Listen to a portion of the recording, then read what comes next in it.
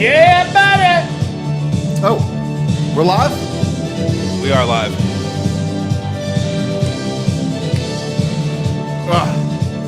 Sorry. Caught us delta forcing, didn't they, Dale? Welcome back to the Tier 1 podcast live. It is a special Wednesday night edition. I know I'm throwing you all off. You guys are like, is it Thursday? No. Dale Comstock's with us on a Wednesday, so we had to do a live. Dale, welcome to the show. Welcome to the live. Appreciate it. It's a whole different animal. All right, let's do this. On the couch over there, we got a couple guests as well. Just a little bit off screen, we got Felix from Germany. Lean in there, Felix. Lean into the left. Lean into the left. Hey, There he is. And we got Kevin Honan, a former French Foreign Legionnaire. Welcome to the show, Kevin. And as always, we have Magnet from Lion Arms. I'm here, boys. Holding down the couch and making it all happen. And on And time, he's mind back. you. He's back. Welcome back, Drew. Yeah. Welcome back. Yeah, we're on time this My week. brother, Did you Drew notice that? Tucker, We're making on it time happen. this week. I'm here and we're on time. Oh, we There were you on go. time last week. by the There way. we go. Thank you. All right, let's do it.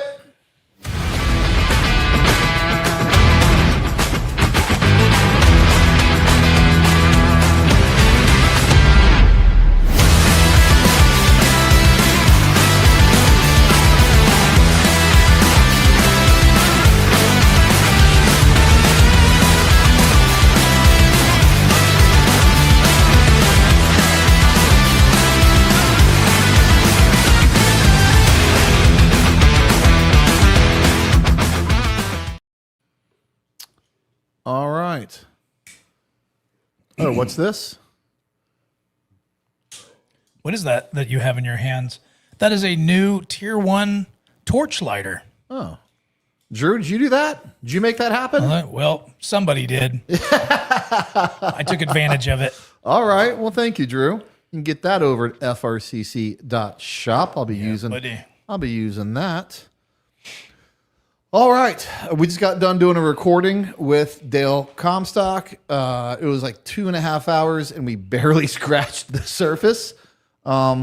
He tried his best to get me what's canceled, but unfortunately, I agreed with everything he said. So we're gonna leave it. We're gonna leave it. And if we get canceled, well, if we haven't got canceled yet, we're not gonna get canceled, Dale. I wouldn't worry about it. I hope not. Not today.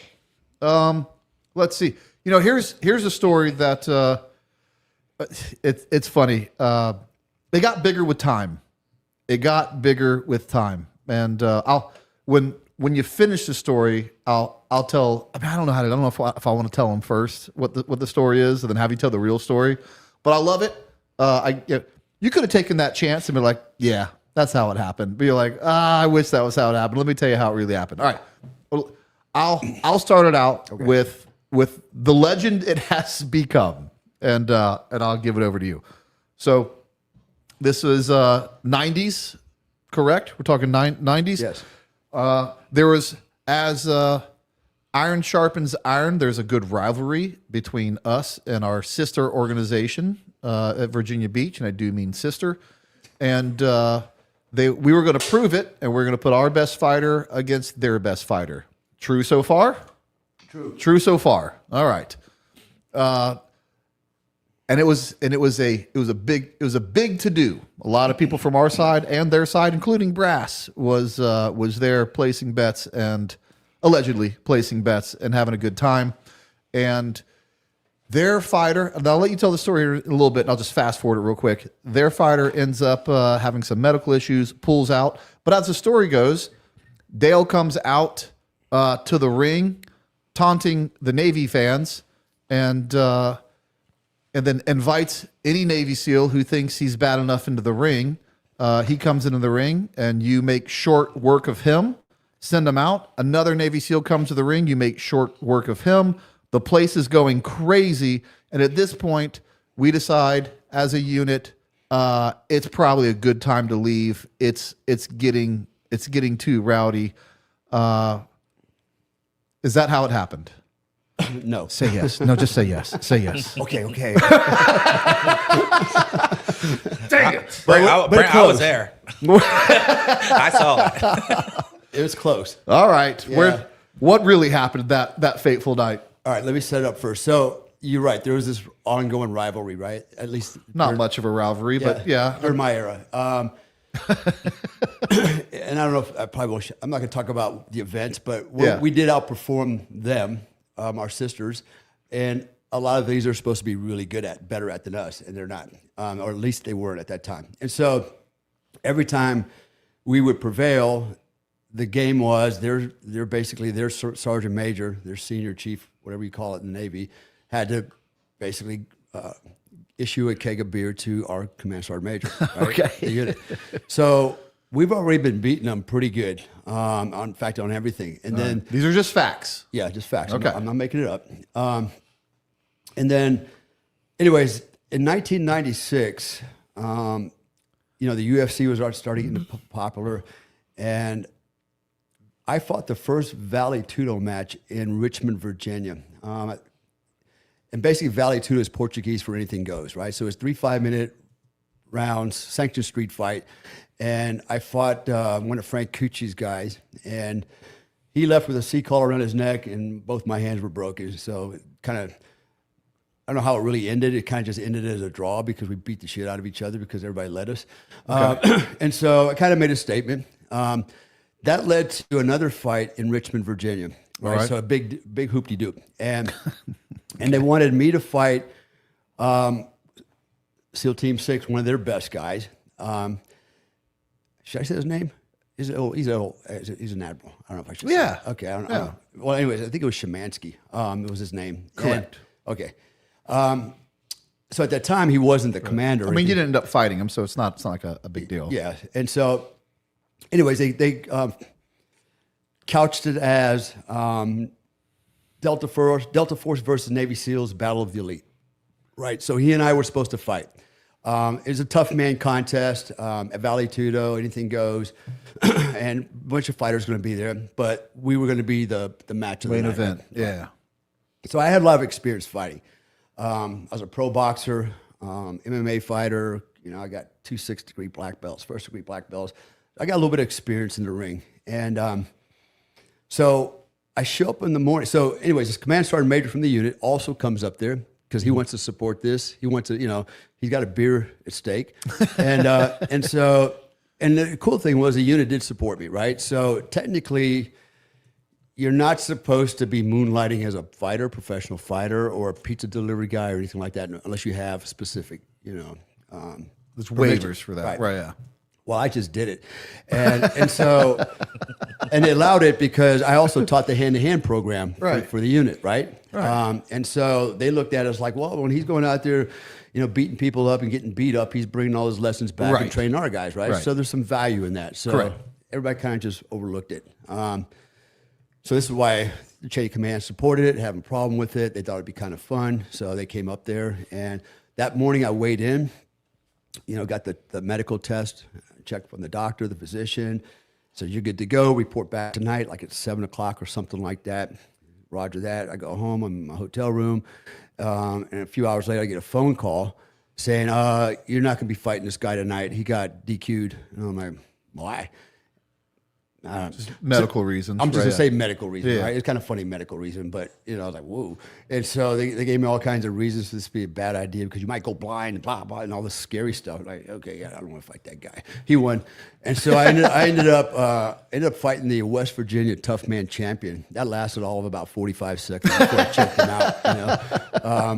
So that's what ended up happening. He and I never fought. All right. So it was not another Navy SEAL, but someone did step into the ring with you. Yeah, and you did dispose of him fairly quickly. Yeah, that was easy. How'd you beat him in 45 seconds? Do you remember what it was? Yeah, he ran into a guillotine. I took him in the guard and choked him out and put him to sleep. He ran into a guillotine.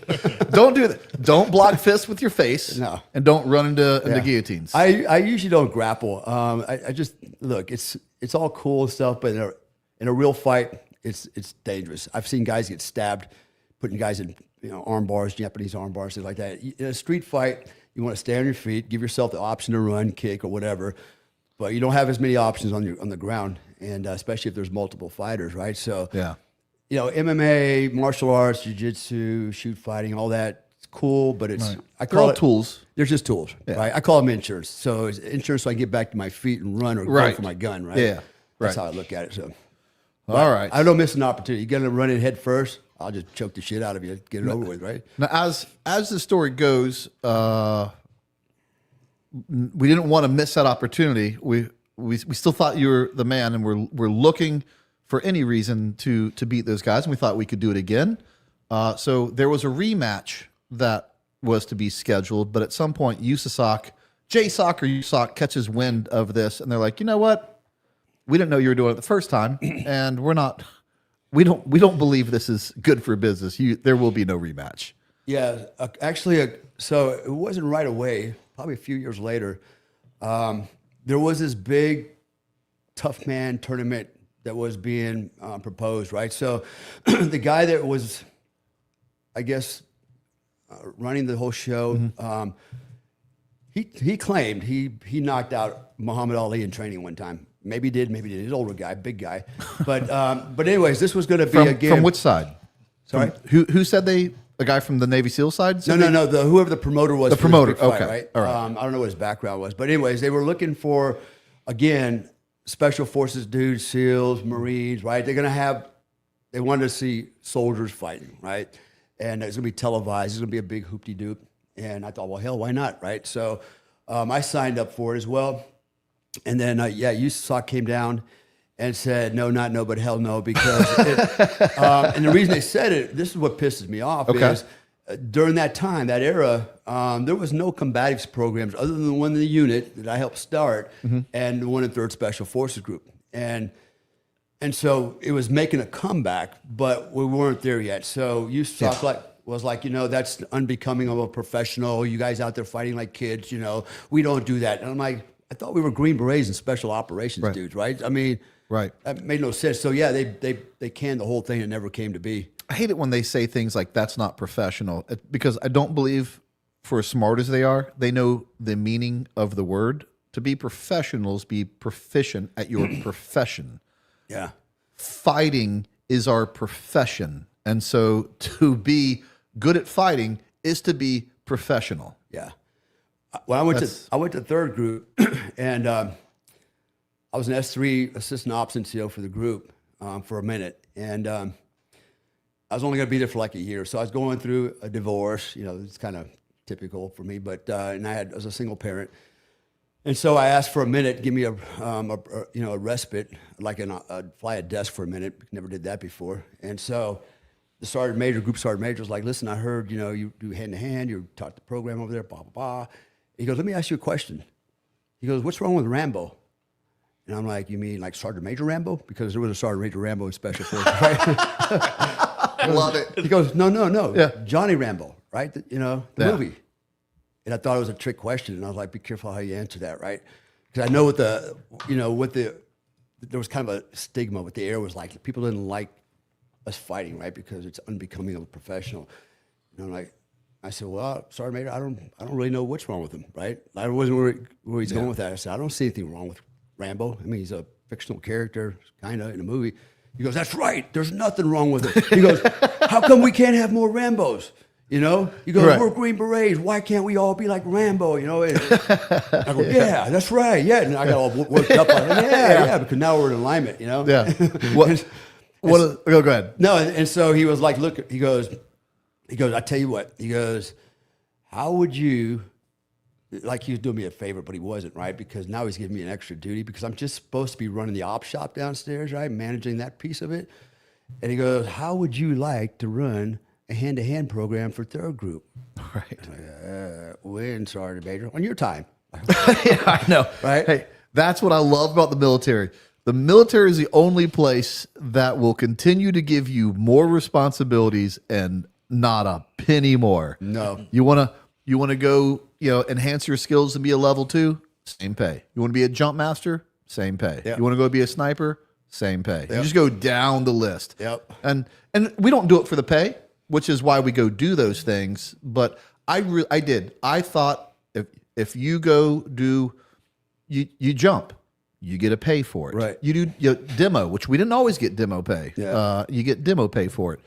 I think pays should have been assigned to every extracurricular thing that you did that was out. They used to call it pro pay when I was in, right? Yeah. They give you pro pay for that. Like every. Well, that's just for being a Green Beret. Yeah. And then jump called in, it- you had to do a halo jump at least once every 3 months. Right. Yep, once a quarter. If you did any demo work, you got paid for that. So it was a small, small amount of money. But, They took demo pay away from us for a while. We finally got it at the SF level. okay. We finally got it back. Here's a lie. I was told if you go to the unit, you won't lose any of your pays. And I got to the unit, and my first paycheck, I wanted to know where my dive pay was. They said, well, except that one. I said, well, you left that out of the brief. Yeah. What do you mean except for that one? You don't get rich in the military. When I look back as a master sergeant, I think I was making $36,000 a year. Living in renting a house, driving 2 used cars with 3 kids and a wife, and we weren't starving. We were getting by, but we sure didn't have a lot of extra money laying around to go do something cool. But you don't get rich in the military. You don't join the military to get rich. You join the military to serve your country and hopefully walk away with some skill sets that you can apply later in life, which, by the way, there's actually quite a few skill sets. Most guys just don't know. They don't recognize them. Yeah, it's true. Yeah. Here's an unpopular opinion, but I stand by it. Psychologists and dentists and doctors, they get a stipend, they get a bonus every year because of what they do, and to keep them in. It's like $30, a lot. $50, $70,000. It's something like that, depending.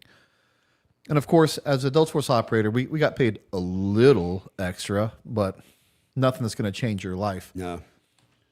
If a dentist screws up that cavity, guess what happens? Nothing. If a Delta Force operator screws up a mission, the whole country looks bad. I would put I know it sounds crazy, but I mean it. I'd put a $10,000 AIP a month instead of the much smaller portion that it is to reward those guys who, like no one else, get asked to do things for this country and could embarrass this country. I would reward them monetarily. Sure. I believe they believe that. I believe they earned that. Yeah. But I think so too. They're not going to do it. No. So we're just going to reward dentists and psychologists. Yeah. And say, well, they could go. That's to help even the pay to make sure they don't go out into the civilian world and get it. Well, guess what? I could, if I wanted to, I could go out to the civilian world and make a lot more money as a contractor, but I'm basically getting hosed because I have duty and loyalty to country over a bigger paycheck. Yeah. And so we don't get those things. Anyway, it's just a fun little conversation. It's a good point because remember I just said a minute ago, my pay was $36,000 a year as a master sergeant. So I retired in 2001. But as soon as I left the military, I had started a company, and then I got hired as a contractor. Okay. And I went from making $36,000 a year to over $350,000 a year, doing pretty much the same thing. Same thing, right? Yeah. So I had to pay for my own insurance, whatever, but that's nothing in the big scheme of things, right? So yeah, to your point, you could walk away and make a lot more money. Yeah. Here's another travesty. And it's nothing against these jobs. We got to have them, but not all jobs are the same. I retired as an E8 with 20 years. The supply guy, love our supply guys, but the supply guy that retired as an E8 with 20 years, me and him make the same amount of money.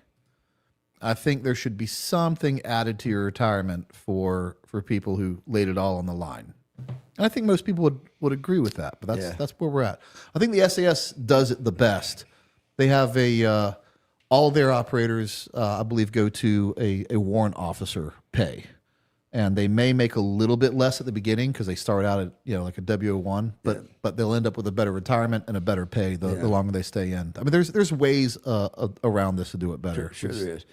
We just don't do a good job of it. At the end of the day, you're just all you still are is cannon fodder. You're still just an infantry guy. Yeah, just a little more high speed. Yeah, you're expendable.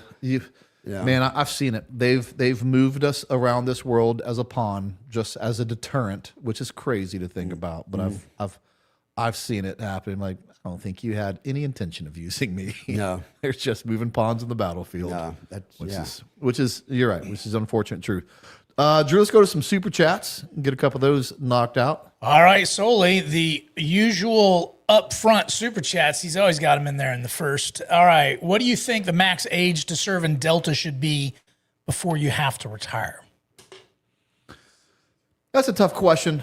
People age differently. I've seen people deep in their 40s that could outperform a 35-year-old. But at the end of the day, you're only going to have so much time on a team. So if you're no longer on a team, that's not really what you're there for anymore. So I don't see a necessity to put an age limit on that. But what say you, Dale? Yeah, I'm in agreement. Again, it's conditioning. I mean, when I was there were guys in their 40s. They were just machines, man. Yeah. Like, holy shit, longevity as far as on a team, I don't know. Yeah. I'm not trying to brag, but I'm 63 and I'm in pretty damn good shape. I don't run like I used to because I choose not to. Aside from that, can your knees do it? I mean, physically. I mean, if you wanted to run, could you? I do run. Okay, all right. And it can. Well, I had a little help though with stem cells, but aside from that, I can do everything. I lift as much as I've ever lifted. Physically, across the board, I feel really, really good. All right, I got a question for you. Are you ready for this? We decide to go on a ground invasion into Iran, and there's a recall. I don't know why. We're just making this up. And they're like, and they come to you, Dale, it'll be a 6-month deployment. We need the old boys. Can you do it again? Would you go back to a Delta Force team for 6 months? Not could you. I said, should you? Do you think you could? Could and should? I guess both are irrelevant. Yeah, I think I could. No doubt. And should I? If they're going to pay me, they're going to pay me right. Because, hey, if I got to go back in the military. What a good answer. If I got to go to the military and sacrifice all everything I already have, because it's a lot more than government pay, right? So if I'm going to have to give that up or lose it, you better pay me the equivalent amount or more, I actually love... So you're not getting paid 36 to do it. No, not for 36. I love that answer because in the day, you pose that to them. What if they say yes? But if you never pose that to them, you don't even... I think veterans are so bad about dealing and... debating, negotiating. Gosh, I couldn't even think of the word. Negotiating for their pay and knowing what they're truly worth. Absolutely, and actually, most of them don't. And I mean, I know what I'm worth. And but honestly, to your point, also, I've done some very dangerous stuff for less than $3,000. Yeah. I'm not joking. I mean, like stuff that if I get caught, I'm going to jail probably for the rest of my life, and not because it's illegal. But because it was immoral and unethical what was happening to this person in a foreign country. Yeah. And it had several incidents like that, but I'm like, you know what? I understand. And I got nothing else to do. Just buy my plane ticket, put me up in a hotel room it won't take us more than 2 nights, and I'll take care of it. And ka-ching, done, $3,000, fed me, I'm happy. I don't always do that. Yeah. But there are times, I don't want to call it charity work, but sometimes some people are just in a jam and they can't get out of it. Not necessarily they got themselves in it. So I have done that, but you're also right. A lot of guys don't know their value, and they undervalue themselves. And there's 2 problems. This is what I've seen with veterans. Bring the mic just a little closer to you. I'm sorry. Yeah. You're good. They're so OPSEC-minded from the military. When they get out, they're afraid to tell anybody what they did, right? Okay. They act like the Chinese are listening to every... Now, they've been out for 20 years, and they think there's still valuable information that Chinese or the Russians want. I'm like, dude, there's nothing in your head after 72 hours that anybody cares about. So they're afraid to tell people they were a Green Beret, right? Like, why?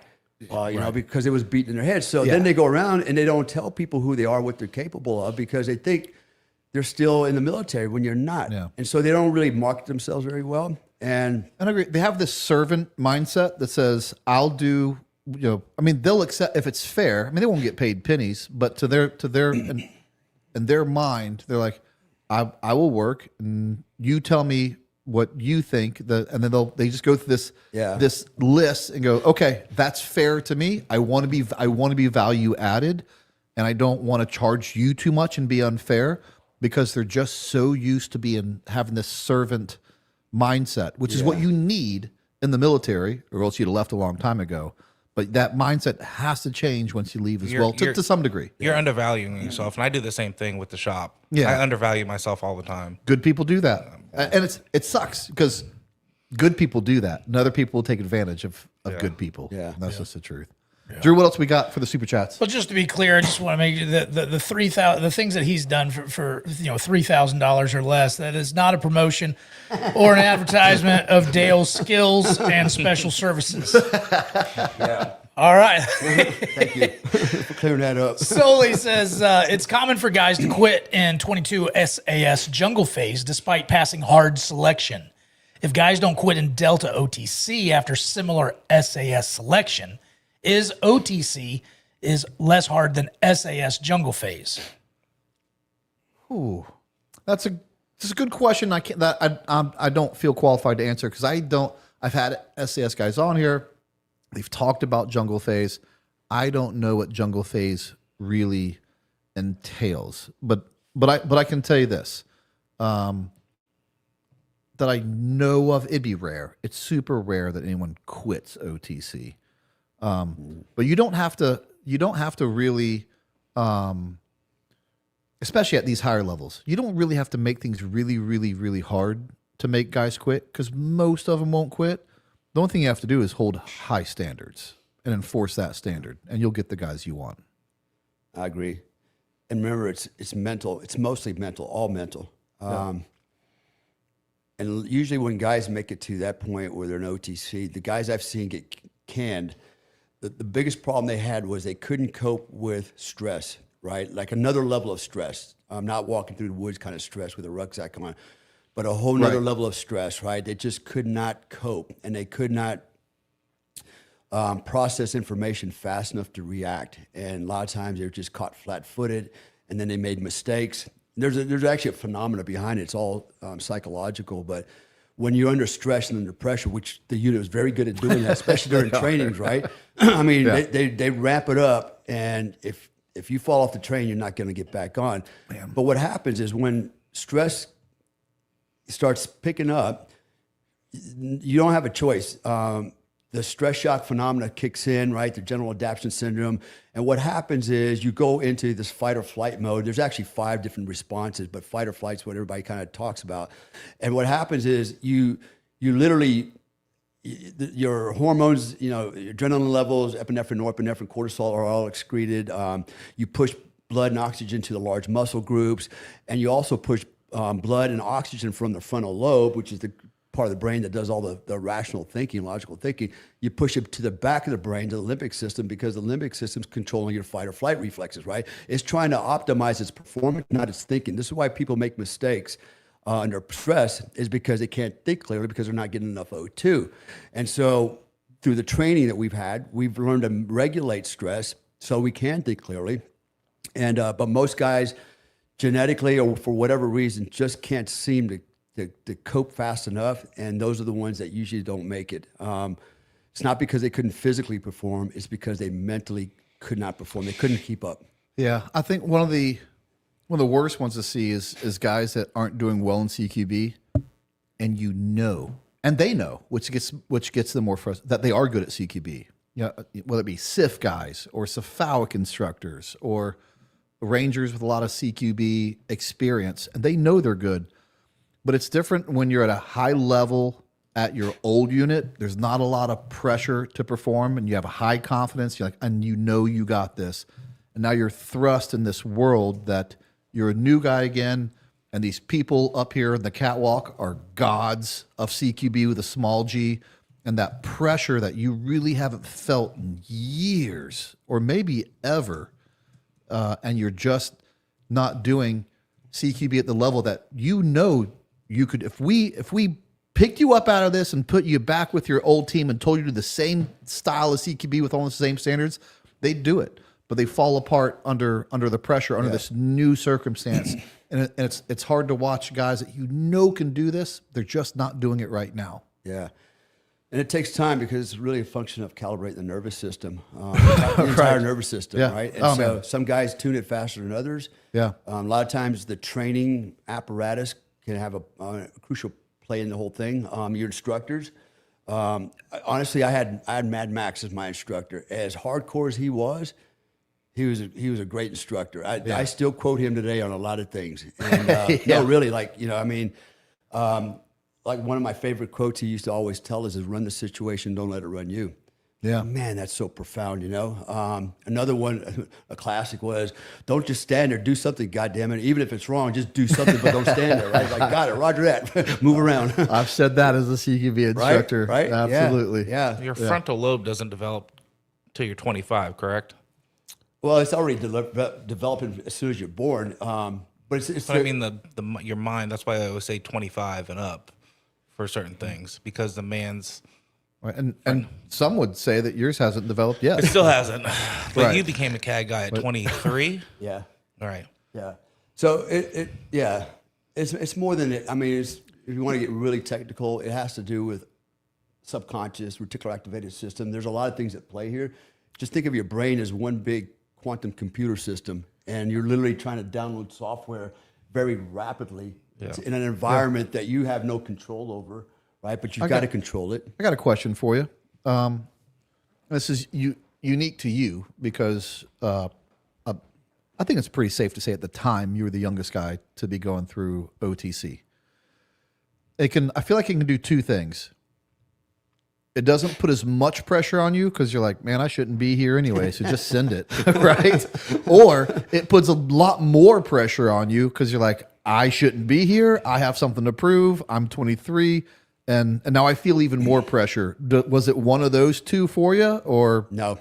Really? No, actually, it wasn't. Neither one of them. I'm not that cocky that think I got to outperform all these guys. I got something to prove. I've never felt like that. I felt like, okay, you're here, you've been accepted. Do what's expected, and just perform at your best. Okay. Honestly, I never looked at it like that, and I don't know if I'm the exception or what, but. I didn't let my ego get in the way. Yeah. I think that's probably the important part is to keep your ego out of it. Stay focused on what you're supposed to do. Do your best. And if you do your best, you shouldn't fail, Yeah. So. I've been in some high stress situations and people ask me, later, what I was thinking during that. And luckily or unluckily for me, there were times I just wasn't smart enough to realize what was going on. So I didn't have any pressure because I didn't even know the stakes were that high. So it was really easy for me. What happened? You came that close to getting killed. What else we got, Drew? Did you or Spear Operations Group delete people who didn't deserve to be deleted? Oh, that's crazy. Do you regret supporting UAE, which did crimes like torture, execution of political opponents? Yeah, well, that's your opinion. I'll just leave that at that. I'm not going to answer those questions. That's just a dumb question. And maybe let me ask you this. I'm not answering, but you don't know what you don't know. You only know what we want you to know.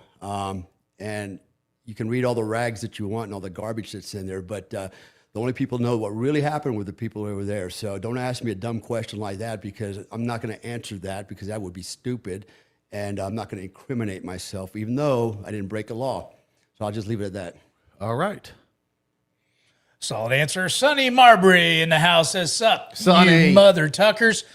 Love y'all, sons of Brents. Drew, do me a favor and have Brent stand up so you can measure his height on camera. Our group chat has serious questions about it and want to know. I'm 6 foot tall. Okay? I'm 6 foot tall. I'm 6 foot tall now. I'm sorry. Did I laugh at the microphone? My bad. I'm 6 foot tall. Dale, how tall are you? Almost 6 foot. Almost 6 foot? Yeah, like 5'11" and a half. I love how you couldn't let go of the 6 foot though. Like almost 6 Well, foot. I couldn't because I actually lost a half an inch in the helicopter crash. I want it back. But I'm almost 6 foot tall too. Yeah, right. I mean, it's subjective at that point. Yeah. Subjective. All right, let's see. Holy Fook says, Holy Fook, of Dale, course. Dale, Bigfoot and UFOs. Any stories you can share? And do you believe? Outro song for Brent and his Tier 1 spelling. Conjunction function by Schoolhouse Rock. $10. I've been known to misspell a few things.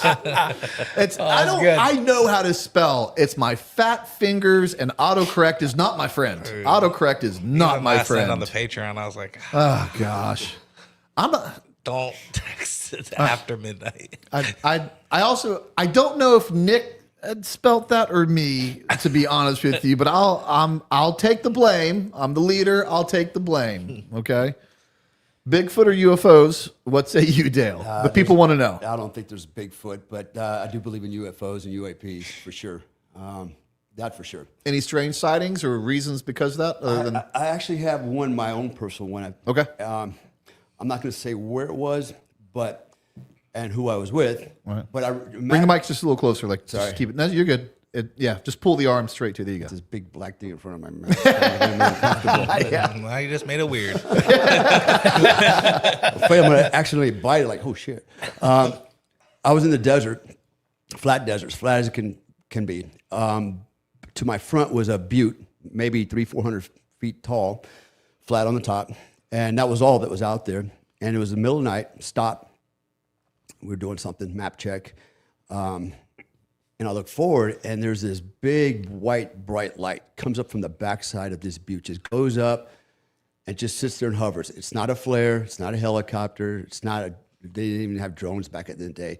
But whatever it was a very bright light, raised up, just stayed there and hovered for maybe 30 seconds, and then went back down behind that butte. Now, we could see all the way around from where we were at. If that thing had left and went to the horizon, we would have saw it. So we actually drove all the way around. There was nothing there. Gone. Just like that.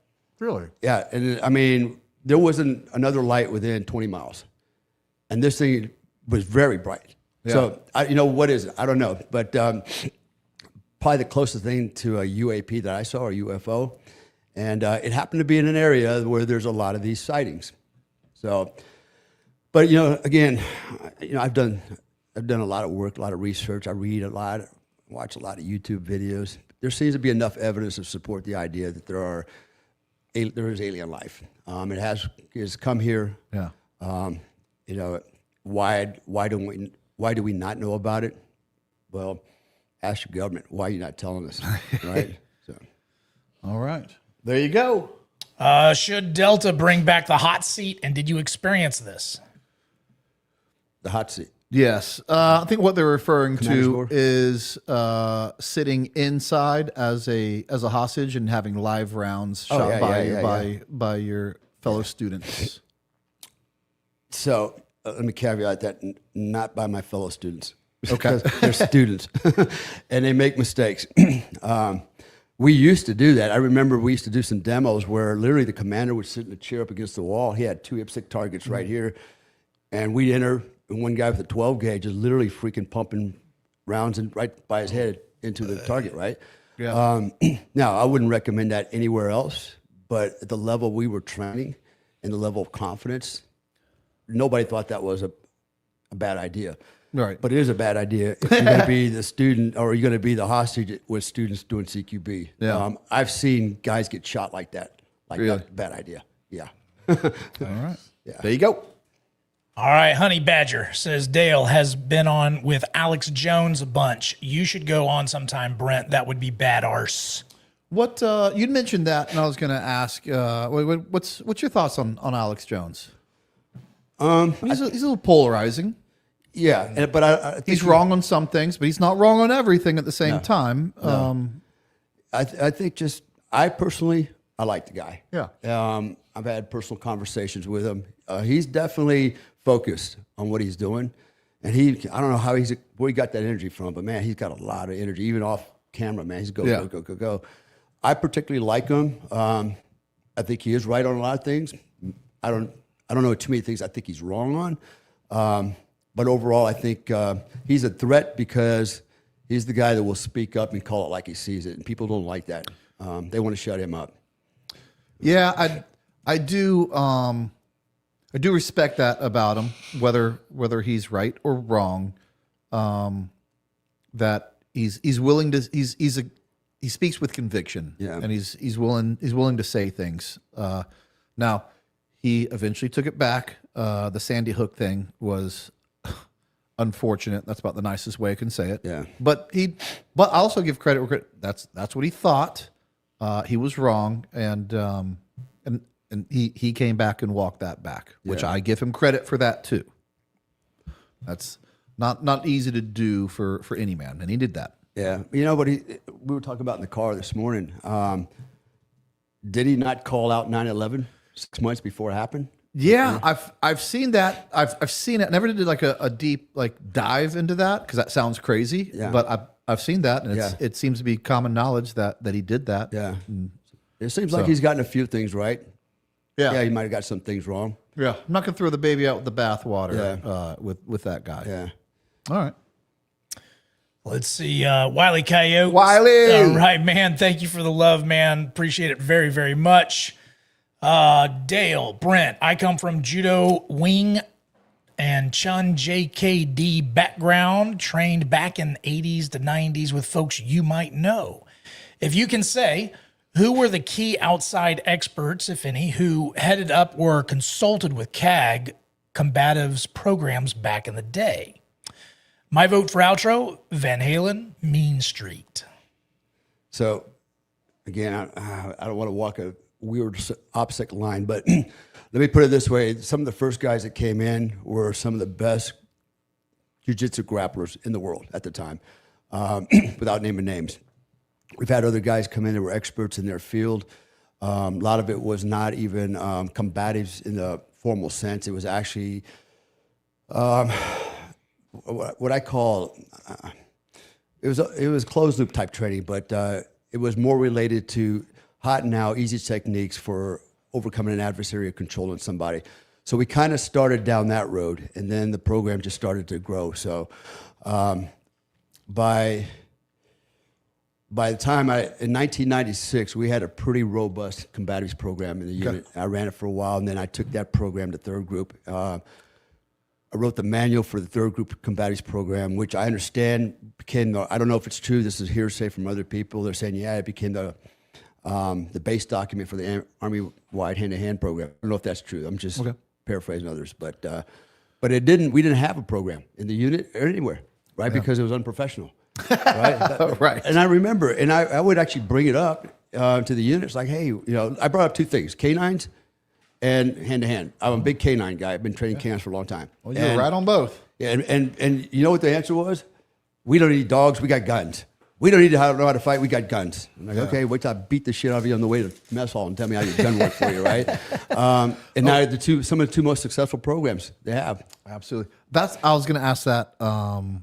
Did you ever think about doing? I don't know if they had it at the time, but I imagine the All-American Week has been going on for a long time, and they have a combatives tournament during All-American Week. Did you? How'd you fare in it? Got my ass beat by a guy named Sergeant Rock. Sure did, man. It was, we used to have these battalion field days, and they'd set up the ring and everything, and I thought at 18, I could do this. And I went in with a guy named Sergeant Rock, and he hit me like a rock. Yeah. Oh, you did it at 18? Yeah. Well, I just joined the Army. I just got to the 82nd. Yeah. Right? I thought I was a tough guy and learned otherwise. But I never lost the passion for fighting, so I just stuck with it, and I still fight. I'm 63. I'm actually trying to put together a 4-round pro fight for myself and a competitive bodybuilding show this year. Love it. Yeah. Heck yeah. What year did they bring in jiu-jitsu? Into the unit? Yeah. It actually started, let me give this some thought for a second. I want to say circa 1992. I 93? was gonna say because the Gracies obviously came and made it popular in '93. So Interesting name. You said that. Interesting name. All right. What else you Beaten got? Zone Magnet says the unit needs all the old and broken guys for one last operation. You guys in? Sign me up, Yeah. coach. Yeah. I'm that dumb. Hey, wait a Sure minute. would- You keep sure calling would. us old guys. I don't like that, man. They also called you broken. yeah. All right. Not completely wrong about old, not completely wrong about broken. Old and busted. But I prefer the term very experienced Mature and mature. okay. And deliberate in what I do. Even in my walking is deliberate. Yeah. It's all context. For sure. All right, Dale, Glock or Sig? You have to answer it. It's important. It's an important question in Yeah, this podcast. okay. All right. That's an easy one for me. It's neither. It's the Colt 1911. You know, I'll give you a pass on that because I know showing his age right now. Yeah, because I know how emotionally attached you and a lot of guys were to that 1911. Doesn't want to be called old, but then answers questions like that. Let me tell you, I could probably outshoot most guys with the M1911 that are pretty good with a SIG or a Glock. Now, I do shoot a Glock. I shoot a 17 and 19. All right. There you go. I was Now, forced okay. to. There you go. Okay, there it is. All right. I was forced to, but I always default back to a 45. I got one with me right now. That's my go-to gun. Cold gun out of the holster. I'll hit you right between the eyes for a shot every time. All right. I believe you. Let's see. Beaten Zone Magnet back in again and says, is it hard to maintain the tier 1 shooting ability after guys ETS? Is it hard? It's damn near impossible. But I do know guys that maintain it. But that has to be your continued obsession. Yeah.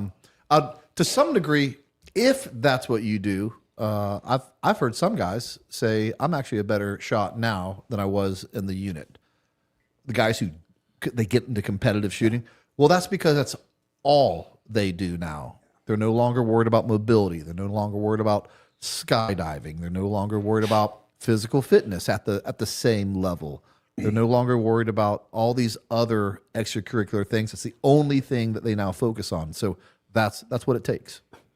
Yeah, I agree to some degree. I concur with that, but again, I'm a mind guy, right? So once you program the nervous system, it doesn't take long to retune it and start. I shoot pretty accurate. I shoot probably as good as I do now as I did when I was in the unit, and it doesn't take me long to get back on target. Now, I agree with that real quick. Yeah. I know what to do. The rust has to knock off. The muscles have to remember what it is that I'm trying to tell them to do. And it doesn't take long to get back up there. But you're only as good as you are with your cold bore shot. Yeah. So to speak. Right. And with that, my cold bore shot was always on point. And now I'd have to train up a little bit for it. Yeah. But it's not out of reach. No, it's not. You have to train all the time, right? So yeah, we're not going to be as good as we ever were because I don't know about you, but I don't spend a lot of time shooting. I just got done shooting a week ago for the first time in probably 6-7 months, and before that was probably a couple of years. Yeah. But once it's there, it's there. It's just like swimming and walking. You don't forget.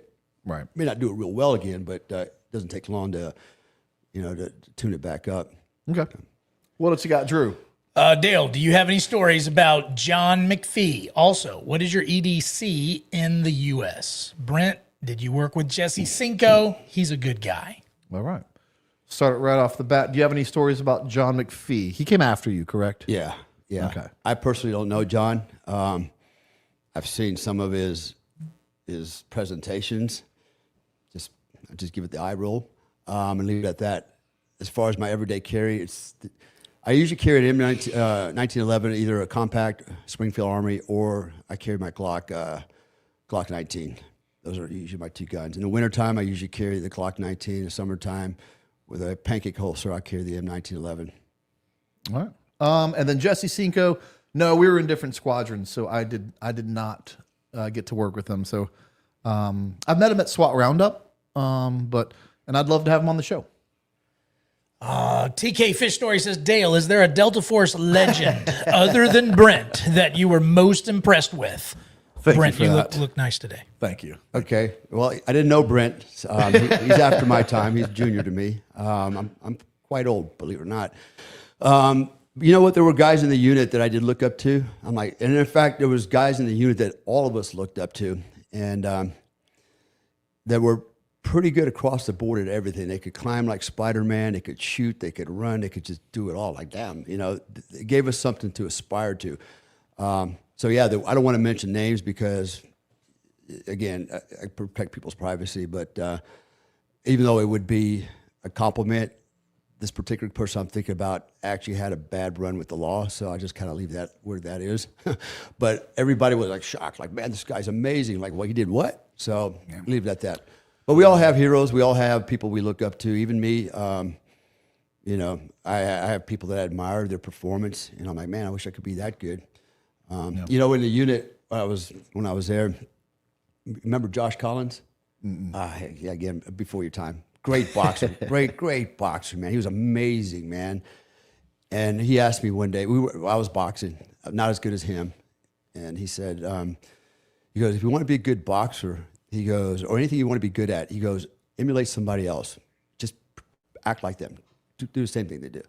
And what he didn't know is I actually copied his style.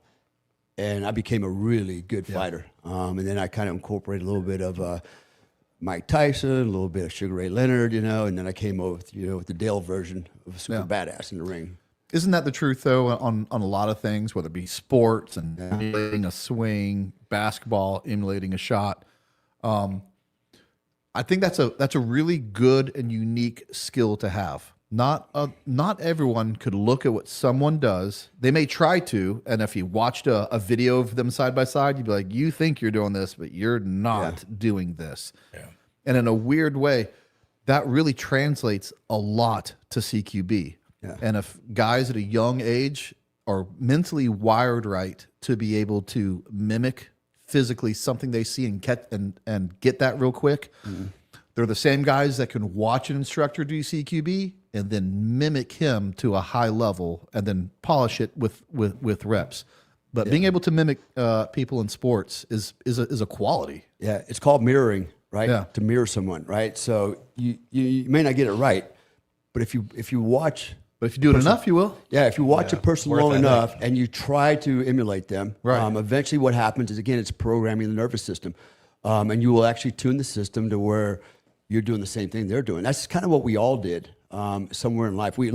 Absolutely. Yeah, so once you understand that concept, it's always a function of the nervous system. You can program the nervous system. It's wiring. Magnet does that with Eminem. Isn't that true? With Eminem songs? Yeah. You sound... No. Slim Shady. You sure? Sure that's not you? Pretty sure. All right. Well... But again, it's it's work ethic too. You got to be able to work, and it's just like you said, putting in reps. Yeah. Like when I did back in my day, it was 7 days a week. All I was doing was training 7 days a week. Yeah. And just you were a black belt. I'm a second degree black belt. Second degree. I'm sorry. Thank you for correcting me. Yeah. And that was a past life. And karate? Shotokan. Let's say it right if you're going to say it. No. Who was your sensei? Sheehan. Robert Renee. Okay. Where was your dojo? Pine Hills. I love it. That's all the buzzwords I know. Yeah. What else we got? How tight was your gi? There you go. All right. Gee whiz, Drew. Oh, jeez. All right. Let's see. I'm not going to read all this super chat, but most of it. Here we go. Marky Mark says, Dale, is there such a thing as a girl with a wang, or is it just a man with implants? A girl with a wang. Is it just a girl with implants? Or is a girl with a wang, is a guy. Oh, you're all right. There you go. like you said, he's old school. Which is as good as new school. It says also 10-Ton Brick by Hurt. What a great song. I haven't thought of that song forever. $10 on that one. All right. All right. You all your answers have been very well tonight, Dale. You're doing well. All right. Holy Fook says, Dale, Glock or Sig? You've already answered that. Got it. All right. Here's another one. Sit or stand to pee. Ever pull your taint? What's the last part? Have you ever pulled your taint? Pull my taint. I don't like the way you phrase that. I don't know what that means. As if no I one, didn't learn that one in anatomy. I'm just as saying. if no one could ever pull their taint. You're the only person I know that has done that. Well, just so first you of know. all, first part of the question is stand. Okay, I know it's highly debated amongst some circles of men. We'll say that. Yeah, it's embarrassing. I pulled my taint. Bull riding. It wasn't even a real bull. Electric bull riding. Okay, mechanical Mechanical bull riding. There it is, mechanical. on a mechanical bull. Trying to make it sound cool. I'm sure there's a more. I'm sure there's a better word for it, but that's where it was pulled. Isn't it just your upper groin? Okay, I've never done that. The upper. Well, pretty sure it's your. No, I don't. It's your taint. I don't know what that is. I know where my taint is, and I pulled it. The only time I've ever heard taint is in this podcast. Really? Yeah, Yeah. me too. I got to. Yeah. Okay. Never heard of a taint. All right. It's in your. Okay. All right. We'll just leave. But leave if there. it is Okay. an upper groin, I've pulled that as well. It's. Gosh, I'm trying to think of a PG way to say it. It's In between It's in between, your exit and your sack, that no man's land. Oh, That's wow, your that's taint. really up in there. That's your taint. Yeah, I know that. It taint your sack and it the taint your perineum. exit. It's the perineum. Yeah. Yeah. Yeah. Okay. I know what that is. Yeah. Okay. Is that a muscle? Okay. All right. Gus, formerly Lone Star, says, guys, it's 2026. Britt is allowed to identify as a 6-foot person. That's true. I identify as one So because do I I. am one. So do I. All right, we're when the show is over, we're getting out the tape measure and we will post pictures on Patreon. So if you really want to know, Join Patreon. Join Patreon at the Tier 1 podcast. All right. Zuby says, in your opinion, what scale of tyranny has to be happening for you to revolt against the government? It's okay for Trump to tell Iranians to get on the streets and fight against that government, but when we do it, it's a terrorist attack or act. That's a good question. I will let you go first. I have an answer for it, and I'm sure. Don't worry. I don't want to get you banned. My answers. Sometimes my answer is very similar to yours. So go ahead. I think we're tracking. I'll just say this: we're getting close. We've been pretty close, but we're getting closer and closer. I'd say this. I think our founding fathers would be rolling over in their graves right now that it hasn't happened yet. Yeah, I agree. I've been saying it for a while. It's a slow, insidious process. What they're doing, again, we're going back to the they, who's they. All right, but bottom line is there's a process in play, and what they're doing is slowly luring us into that digital cage so we don't resist. They'll slam the digital cage doors closed, which will be digital currency, and your guns won't matter. Nothing will matter at that point. They got you by the nutsack. When it comes to digital currency, you're done. And we're really close. Really I agree close. with that. I agree. All right. Hey, Dale. Siberian tiger versus Kodiak brown bear. Which one? Always a good one. And Always what a do good you one. think about John the Singleton never go full retard McPhee? Oh, my All right. God. Well, hold on. I got a problem. Why is Dale getting his name spelt right, and he's getting some sort of special treatment, and my name continues to get spelt wrong? Now, that's been a tradition of spelling my name wrong. It goes back a while. But I feel like Dale's getting a pass on this, or you guys just aren't that creative. No, you're not special. All right, go And ahead. don't use Gale because that's just too. That's just low hanging fruit. Low-hanging boys. fruit. You got to get more creative. Kodiak bear or tiger, right? Kodiak brown bear, Siberian tiger. Those are your choices. I'm going to give it to the tiger. And why? Why the tiger?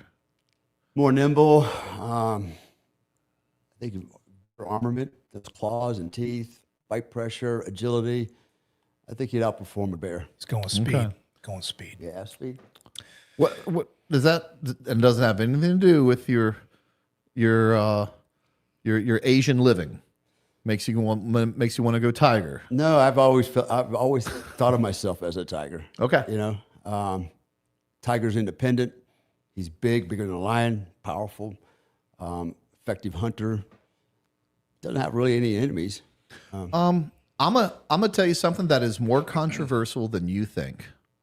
is a zebra white with black stripes or black with white stripes? I got into a heated debate on this. I think it's white with black stripes. I do too. do let me tell you, this person is absolutely Wrong. Absolutely convinced that's the other way around. And the way this person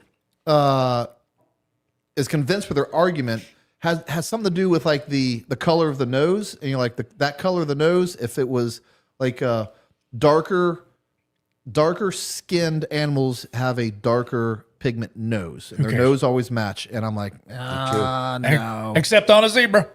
No, I'm not buying it. No. Sorry. It's real easy. If you look at a zebra, you look at perhaps around the chest, they have wider white spaces. I know. That's no longer a and stripe. the underbelly, you can see the end of the stripe. Yeah. I know. Right. I know. It's like saying a Dalmatian's a black dog with white on it. They're not white dots then. No. I know. People these days. All right, good try. All right, let's see. Boom, boom, boom, boom. Thereby Air says, Dale and or Brent, if he wants, if you were standing over UBL's body and needed to rinse his face for an ID photo and you had a bottle of piss and a bottle of water, which would you use? Solid question. Depends on who's standing there watching me and observing me, right? So, Rob O'Neill. yeah. That's he's getting the piss bottle to the face. Yeah. That's just I agree. That's just appropriate. I agree. All right, they skipped on me a little Yeah, bit. the old hard-hitting questions that you only get here at the Tier 1. You said you did a live with Alex Jones, right? Yeah. Did you get questions from the audience? No. Okay. No. I guess he didn't have the confidence in his audience to do that with you. Not here. Yeah. Well, Not it wasn't here. a live audit. Was it a live? Yeah, it was a live show. Okay. I don't remember. All right. Jackson Sewell says, heading to Special Forces Readiness Evaluation in 2 weeks for 20th Group. Any wise words? Also, still have those oil field hats to send you from the anti-hero days if you want them. Oh yeah, I'd definitely take some oil field ads. That's blue collar as it gets. I can sum up for you in 3 words, and I'll start the first 2. And something tells me, Dale, you can finish this quote. Burn the Boats. burn them. Yeah. Go all in. Go all in. And Full commitment. You'll be just fine. Tony Riggs says, love seeing you two legends together. Dale, how much of a difference would it have been for the Frank Muse rescue operation? Close enough. What was it, Muse? Kurt Muse. No, that's okay. Oh, Kurt Muse. All right, rescue operation with today's technology compared to the Maduro raid. That's actually a really good question, Thank you, and Tony. I have my opinion on it. But man, I'm really interested to hear what you say about this. So I had a question like that after it happened. Somebody asked me why. So everybody wanted to attribute the Maduro rescue to all the technology, right? All the super cool stuff.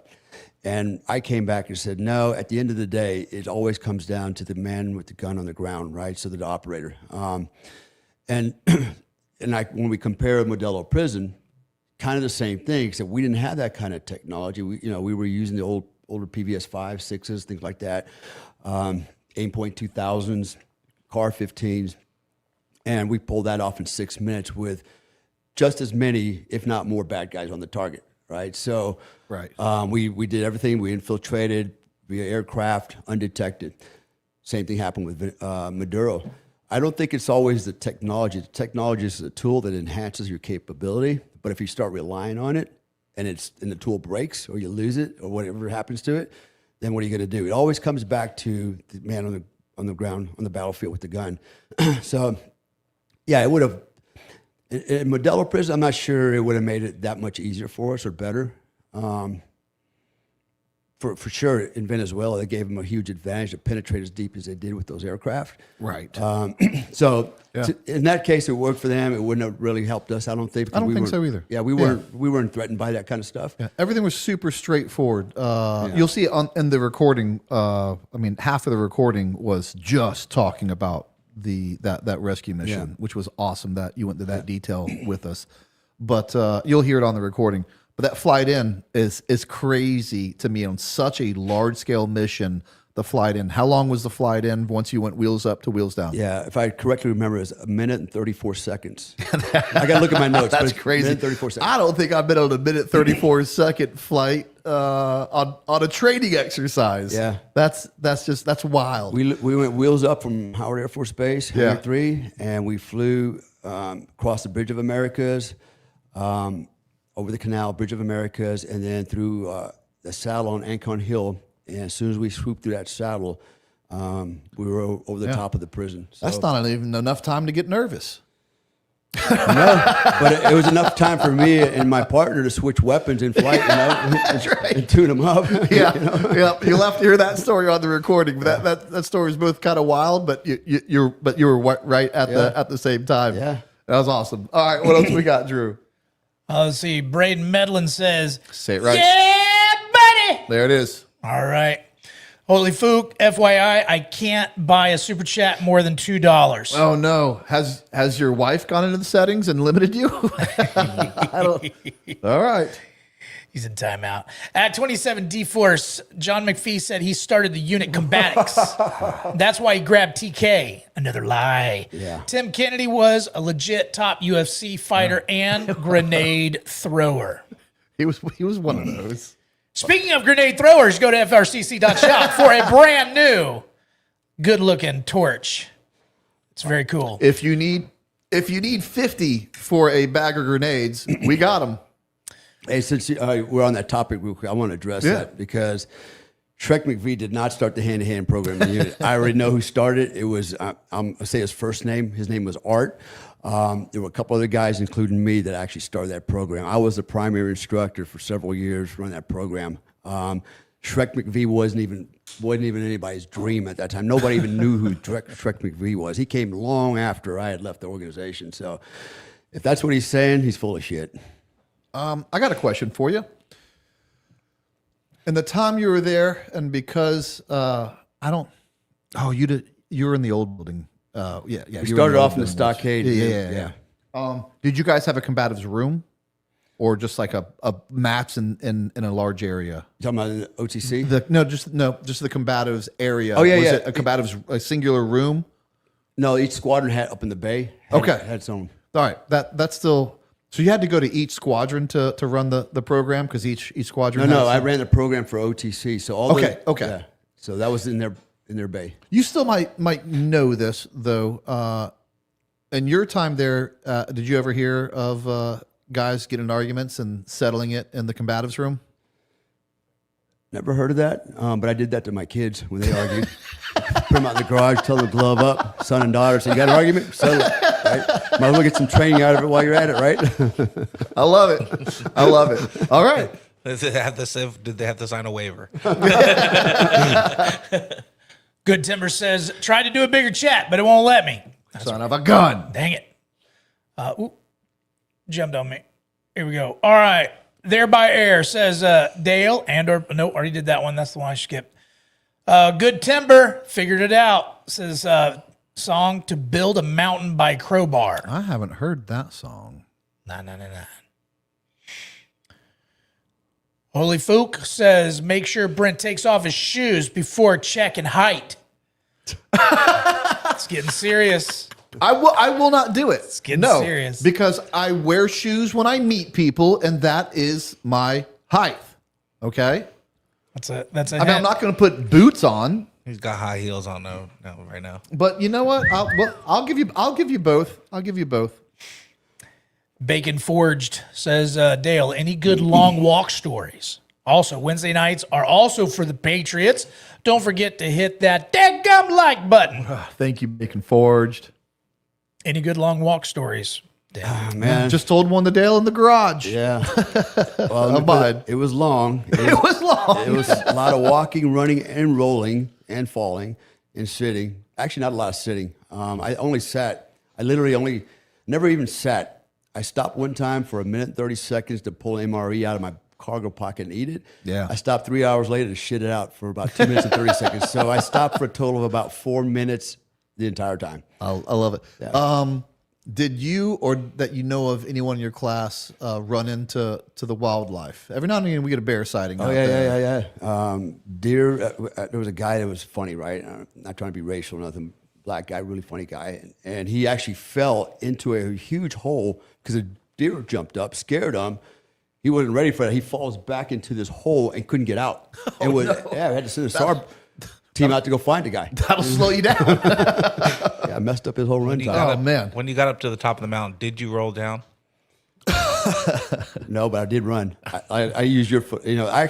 I walked up hills. I shuffled on flat terrain, and I would run down hills. Yeah, that's exactly what I would do. All right, Johnny C says, C69 says, I can't believe how many people are okay with flock cameras Oh man, in yeah. PCs. All right, so one of our Patreons is a law enforcement in Texas, and he wrote me after our flock camera conversation, and he's not wrong. But my concern isn't about flock cameras right now. My concern is about technology and what they'll do. What starts out with good intentions and what they'll do with it. But as of right now, flock cameras are only license plate readers, and they don't record every single license plate. They have as he was telling me, I hope I got it right, they have a list of criminal plates, whether it be child kidnapping, pedos, PDFs, I think YouTube will let me say. And they have been attributed to stopping a lot of crime. And that's a good thing. And as of right now, I don't have a problem with flock cameras because they're getting results and results like that. My concern is to make sure that it stays with its intended purpose. And I get the other side. The other side will say, well, how do you, just because they told you that, how do you know that's all they're doing with that information? For now, that's all they're doing for now. That's a valid question. Yeah. But I sometimes I hate that argument. It's not a bad argument, but some people will use that argument with everything, and you can't use that. Well, how do you know? It could be a history argument. Whatever you want to say. I'll make one up. About Grant. I mean, this is a little bit easier, but Grant was a general in the Civil War, and he was a great. Well, how do you know? How do you know anything in history can be true? We start questioning everything. That's nauseous. Knock it off. Yeah, but some things are straightforward. Give them an inch, they're going to take a mile. I think, moreover. I know, that's what I'm worried about. It's more than just the flock cameras because they're already. And in fact, I thought they just rounded up a shooter the other day, and they use several things: microphones, flock camera, and something else to pick this guy up. But eventually, it'll be integrated with all the surveillance systems out there, including your car. It's going to be ratting you out if you're driving too fast or it thinks you're goofy and drunk. You're right. Those are my concerns. Yeah, and then so for example, I don't know if you've ever been to Dubai, but go to Dubai one day. You'll never see a cop anywhere. And you're like, but it's one of the safest cities in the world. Yeah. Right? You can literally leave your laptop sitting on your front seat of your car with the window down if you so choose, and nobody will steal it because the consequences are severe. However, there's a lot of CCTV camera there. In fact, even out in the desert, if you think you're in the desert, you can drive 100 miles an hour, and who's going to know? Yeah, they're going to know because they got cameras in the desert. How do I know that? Because I went to the airport and had to pay a $500 speeding ticket I wasn't aware of before they let me get on the airplane. In the desert? Yeah. Oh my gosh. What's the speed limit in the desert? Do they have signs? Dude, yeah. Yeah, and so it's like driving through somewhere in Arizona and yeah, they got stuff everywhere. But the thing is, they've got cameras everywhere, no cops. And the other thing they have is an informant system. So everybody becomes an informant, right? Mm-hmm. So, and how does that work? Well, look, if you rat out your neighbor for doing this, you kind of get a blue chip. So if you ever screw up, your punishment won't be as severe, or we'll let you off the hook. You know how I know that? Because the first night I got there years ago, I went out with some friends, some girls, just bullshitting at the bar. Within 30 minutes, the dude walks up to me, taps me on my shoulder, and he goes, "What are you doing here?" I go, "What do you mean what I'm doing? I'm here visiting." And he goes, "Huh?" He goes, "No, well, what are you doing here?" And I said, "I'm just sitting here at the bar with these people and chilling my book and blah, blah, blah." And he goes, "That's interesting." He goes, "Well, listen," he goes, "Here's my card. Call me tomorrow and let's have lunch." And I said, "Who are you?" He goes, "Well, I'm with Immigration Services." And I'm like, "Oh, shit." Right? And I said, "Yeah, sure. Where are we going to meet?" "I'll be there. See you." And of course, I never called the guy. But they're watching every move everywhere. And if everybody's an informant, you can't trust anybody. I know. Right? And this is where we're kind of going here is, at what point do we stop trusting each other? I mean, you shouldn't trust everybody 100%, but man, when you're so paranoid, you think everybody's going to rat you out. This happened in the military too, by the way. And I think you'll appreciate this. So in the military, in the wars, for example, I remember on one objective, we had squatters coming off the targets, right? And they were runners, they were squatters, they were combatants. We just had a shootout. They're running down the hill. I'm getting ready to let the air out of them because I can't run that fast. And so guy nudges me, go, "Hey, don't do that." I go, "What?" He goes, "Up there." And he reminded me the ISR birds flying. I was like, shit, yeah, I popped these dudes. Then, it's going to be all over the place, all the news. And the problem was the bad guys had learned that, and what they would do after a hit, right? We didn't pick the bodies up. We just left. And what they would do is arrange the bodies and make them look like they were praying on the rug, and they'd sprinkle brass all around them, like, they were doing the praying, right? And then they'd make a big deal out of it. They'd go to the news, and then all of a sudden, guess who's paying, this quiet, the hush money, right? The U.S. government to keep them quiet. So you learn how to game the system. But the problem was, not only did we had to worry about things like ISR, but you had to worry about the guy next to you telling on you, right? Because they did that. The whole thing about interrogations and crap, suddenly you can even trust the guy to your left and right because you're like, "Not sure if he's, if he's some kind of do-gooder or whatever, and he's gonna rat you out." Here's the devil's advocate, just real quick. And as we start this, don't get me wrong, I actually don't think we should have most of these either. But so you don't want flock cameras. Okay. Well, we have red light cameras. Besides the stupid tickets, which I really don't agree with, red light cameras have cleaned up a lot of who's at fault accidents. Oh, you don't like that? We have cameras at ATM machines. I bet some people prefer a camera at an ATM machine. We caught a lot of bad guys because of that. CCTV. There's cameras everywhere. And if you want to be upset about flock cameras, where do you stop? So if we can't, then the argument is really this. Then you tell me what's an acceptable camera and what's not an acceptable camera, because you haven't said a word about cameras for the most part until these flock cameras. So be consistent, and that's a valid argument. That is, but the other thing you have to consider is we're reaching another level of technology, right? Now we're talking about flock cameras integrated with all other systems, surveillance systems. It's mass surveillance, and the notion that the government might abuse that is very real.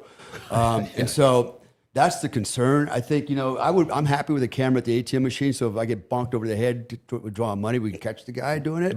But I don't want cameras being used to try to implicate me in something I didn't do or because I was in the area. So right away, I'm a suspect. And moreover, I don't want the government tracking my every move, which they already do, by the way. Yeah, if you got a cell phone on you, I mean, they already got it. Exactly. No one's putting up a huge, hissy fit about their phones. Because most people don't even know. They don't even realize what's going on. Completely oblivious to it. All right. Kevin, what you thinking? You thinking something over there? Well, that circles back to what we were saying in the car on the drive up. You can have a scalpel, for example, and a doctor can use it to save a life. And somebody with ill intentions can use it to take a life. So circling back also to what you said with regards to your different times in Delta Force, a good craftsman doesn't blame their tools. It's how you decide to use it. And I think the underpinning principle that governs all of that comes back to free speech and being able to have open discourse so that we can debate and talk about these things and arrive at what might seem like the best conclusions. And that's probably the most important thing that we can do to try and navigate this very turbulent time that might be coming up with all these radically changing technologies. Yeah. Drew. Yo. Can you add subtitles when he talks? I can't understand a thing Yeah, you said. damn it. I heard every word he said. It sounded pretty good to me. I'm just kidding. I'm just kidding. No, yeah, my but feelings are hurt. You're, Screw you guys. I'm going home. I could easily understand, but something tells me when you get, Kevin, when you get back home, tell me your accent doesn't get super thick the more you drink, to almost to a point where where I may not be able to understand you. I got to tell you, if you heard the dialect of where I come from, you would not understand I would anything. love it. Yeah, No, I love it. absolutely not. All right. Maybe later on. Feel free to give us a sample of it. Christ almighty, I will. There you go. I love it. I love it. All right. Well, in fact, I need to speak in that tongue, so then I'll sound more intelligent. You guys will leave me alone. I know. Because he sounded smarter than all of us in the I know. room. Everything he says, practicing. like, yeah, nice. Yeah, I agree with that. Put in the Drew, work. what do you want to do? It's 9:20. You want to go to halftime? You want to read a few more? What say Yeah. you? Yeah, if we're doing halftime All on right. Wednesday. Let's do it. right, we'll here we be right back. Don't leave. We got more with Dale Comstock. We are more than makers of steel. We are brothers in craft, bound by purpose and forged in pride. Every blade we shape carries the weight of the hands that built it and the hearts that will wield it. Brotherhood Blades stands for those who refuse to quit. The protectors, the workers, the doers. We forge with integrity, we carry with pride, and we stand shoulder to shoulder with those who live by the same code. Brotherhood Blades, forged in freedom, carried with honor. You could argue, yeah, I am. I did do mercenary work because I was working for a foreign government. If you've ever been to any of my tactical training classes, then you know how adamant I am about the use of white light and the importance of a quality, high-powered, tactical light. That's why I use cloud defensive tac lights. You can't hit what you can't see, and neither can the bad guys. Clearly identify your target and simultaneously overwhelm his vision with hundreds and even thousands of lumens. Get serious about defending yourself and your family. Go to clouddefensive.com and use promo code Tier1 to get 30% off your order. That's right, 30%. You won't find a better light than this, and you won't find a better deal than this. Per se. Revenge is an act of passion. Vengeance is an act of justice. Injuries are revenged. Crimes are avenged. Almost a century ago, big pharmaceutical companies re-engineered medical school curriculum and faculty with one goal: putting profit before progress. Anyone pushing back against the medical matrix they carefully crafted was threatened, silenced, censored, financially ruined, or worse.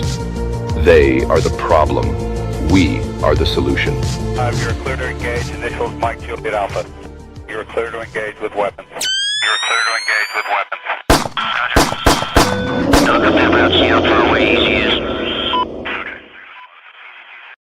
Here at the Tier 1 podcast, we're excited to have Tasty Gains as a sponsor, a company with values that aligns with ours. I take their products every day, 3 times a day.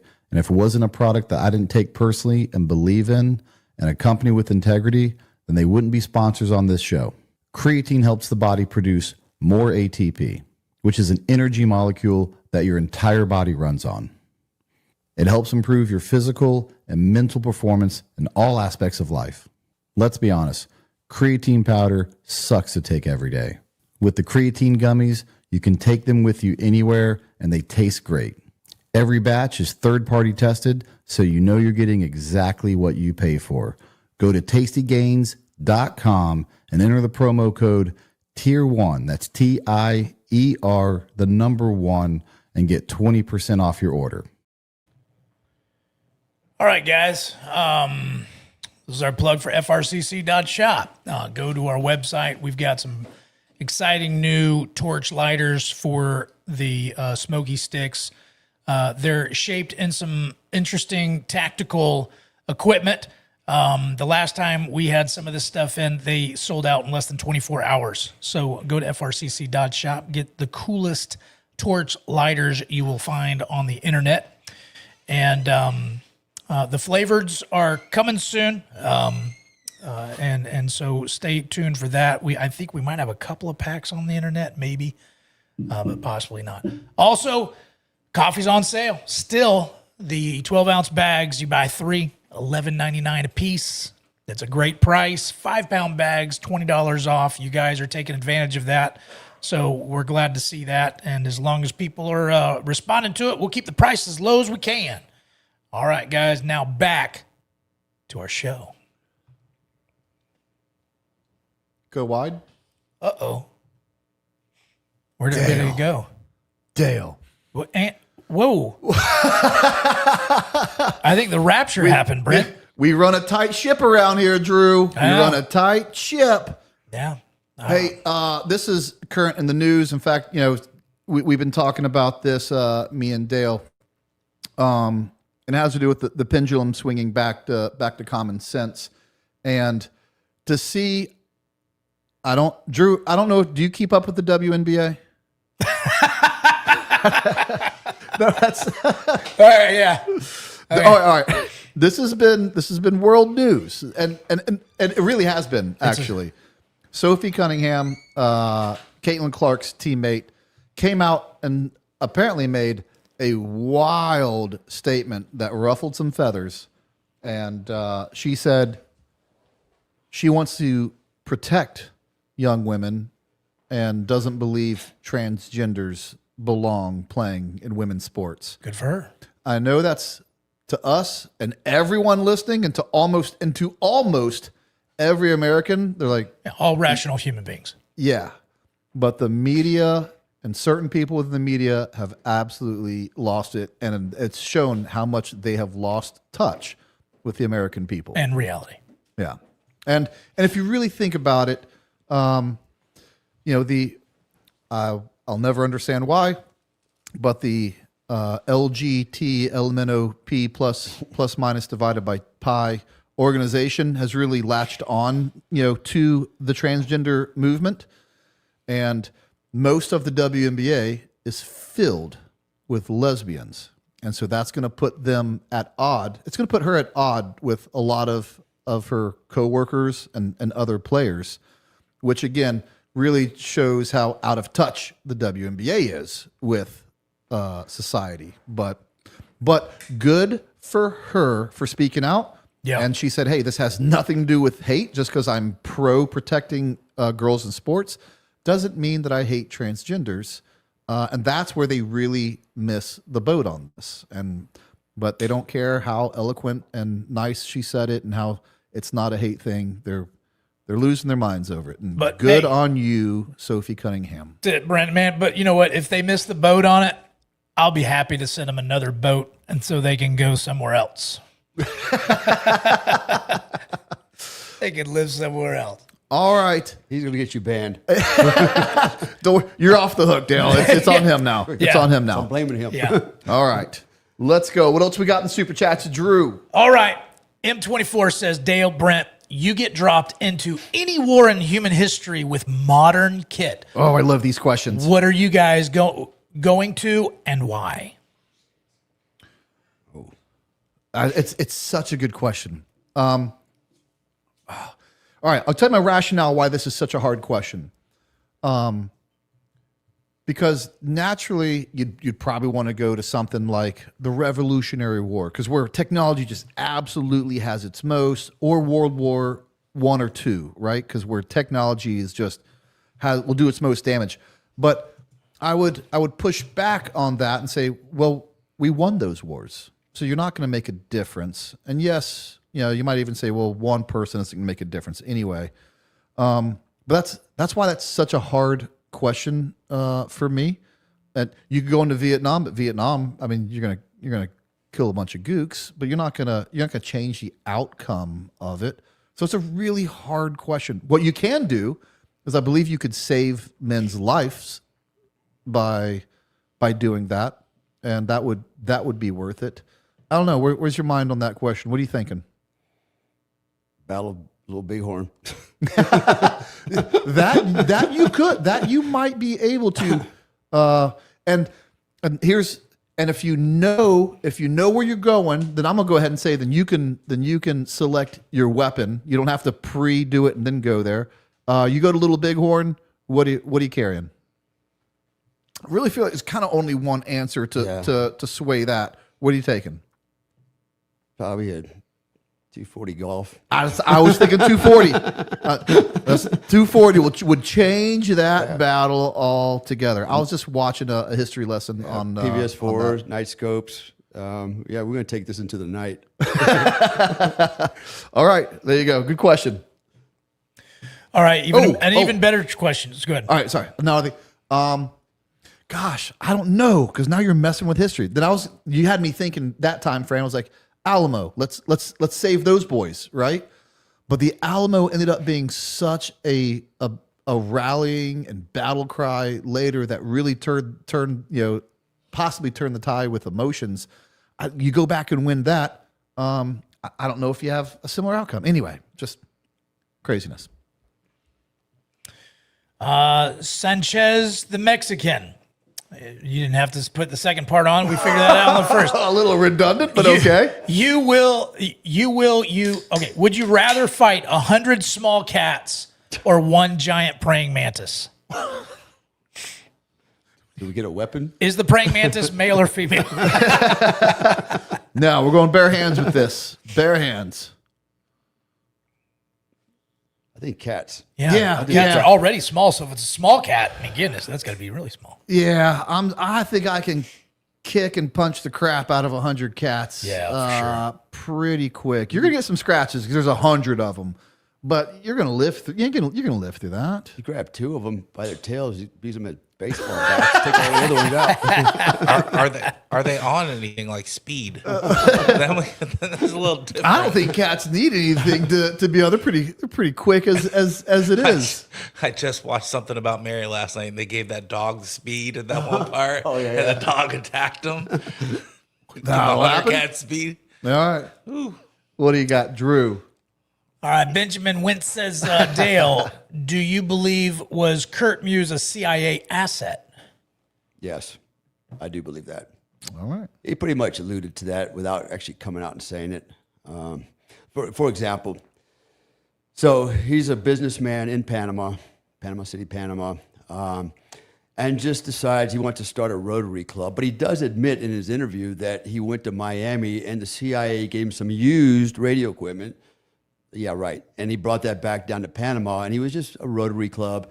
Yet he's the guy running SIGINT and Intercept on Noriega. So he at least had the CIA giving him stuff, and I think it's pretty much common belief that he was working for them in a non-official cover. Gooch Parmesan says, Dale, glad to see you doing well. You were in the unit when my old man was there.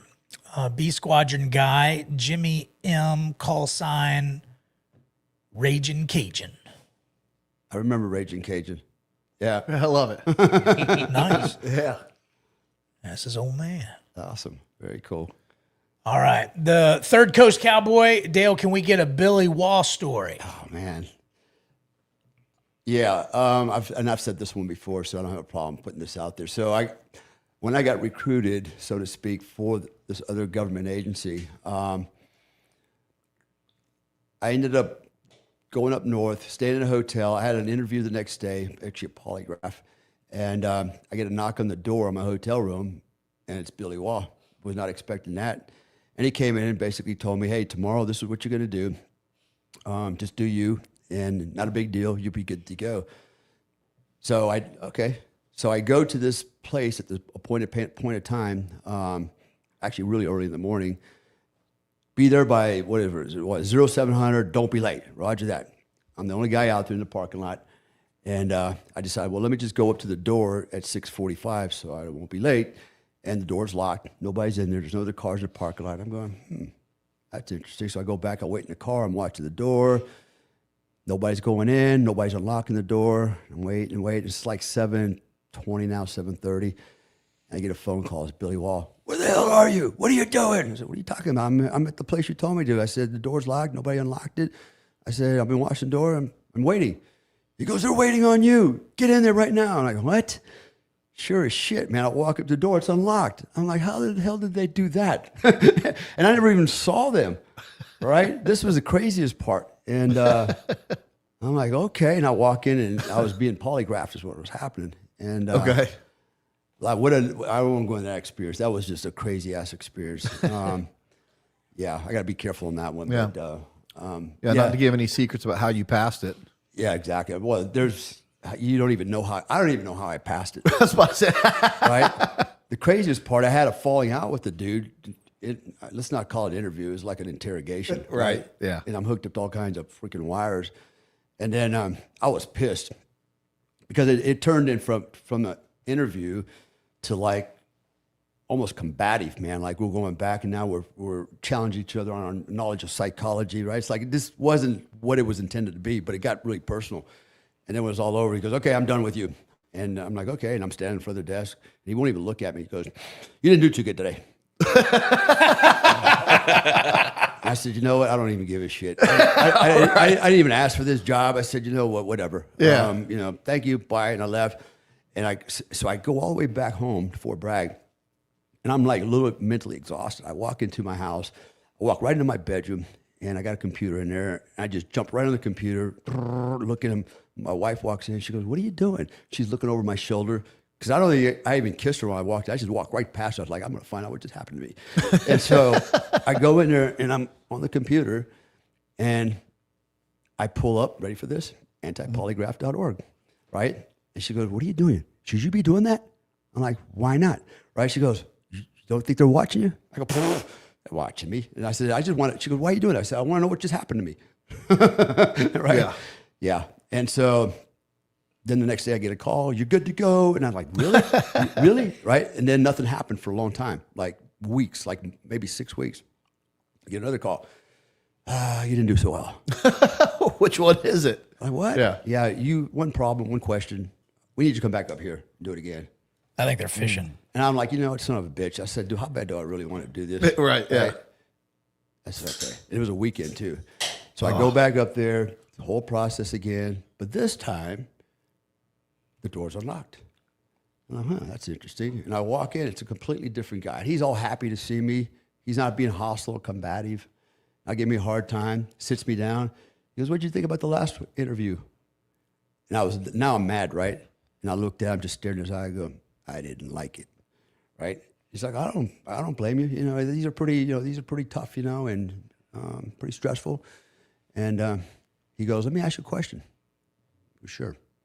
He goes, did you go home and go to antipolygraph.org? I go, son of a bitch. I was like, what? I shit you not. Oh, that's funny. And I'm like, now I'm processing this information real fast. I go, do I lie or tell the truth? I mean, after all, and I said, fuck it, you didn't care anyways? Tell him the truth. Yeah, I did. And I'm wondering what's going to happen next. So I'm getting a little rebellious. Like, yeah, so what? I did. He goes, well, that's good. He goes, I wouldn't expect you to take a test without studying. He goes, you're the first guy out of the last 10 that would actually admit that. I go, yeah, that's right. Right? And I never even got hooked up. He just asked me a question. He goes, so you have a problem with this question. What say you? I said, I didn't have a problem with that question. I said, this is my answer. He goes, that's it? I go, yeah. He goes, okay, you're good. I go, that's it? I said, that is it. It's mostly psychological. Yeah. And I walked out of there and I'm like, okay. Yeah, no shit. It's like, then I started thinking, are they really watching me? Yeah. But he nailed it. Yep. Lucky guess. Yeah, I think so too, but yeah. All right. Holy Fook says, this is a good question. Your guys' thoughts on DJ Shipley's message about doing anything to stop the invasion of certain folks, like we don't know who it is, into the U.S.? He's talking about Muslims. I saw it. Yeah, I saw it. Yeah. It was a solid video. It was a solid video. Good on and you, he's DJ. right. And we said it on this podcast many of times. Islam and the Constitution and the values of the United States of America cannot coexist. No. There's another aspect to this too that people need to think about. So right now, in order for any race of people to sustain their numbers, their population, they need a reproduction rate of at least, I think, 1.8. Yeah. And we are, when I say we, I'm talking about particularly Caucasians right now. We're at 1.2. We're going extinct. We're only about 7% of the world's population. And so before everybody calls me a racist, my wife is sitting outside. She's Indonesian. And, she's Muslim. So Not all Muslims are the same. I'll say that. She's probably the worst Muslim in the world because she smokes, she got fingernail polish, her boobs are hanging out, she got butts hanging out. She's not what you would think of a Muslim. In fact, most Muslims in Indonesia are not like that at all. Completely different, and from what I call Middle Eastern Muslims. But here's the problem, right? They're reproducing at a rate of 8.4, I believe. So they're the fastest growing religion and demographic, and let's just call it what it is, political culture growing in the world. They're going to soon outnumber everybody. And by the way, I think it was the Massachusetts governor that just said she's going to create an 11-person panel of all Muslims to be representative of their population in the Massachusetts government. So we're already handing sovereignty off to a cult. I don't consider it a religion. I don't believe in really religions anyways, so much so because it's written by man. But ultimately, you're right. Islam is counter. It's counter to our Constitution and our values, and we should stop that crap now. But it's not because we're just allowing it. It's because people on top are promoting it. They're pushing it. They're allowing it on purpose. They're allowing it, and to what end? Basically, the dissolution of the West. This is what this all, and it goes right back to the earlier conversation we had about one world government.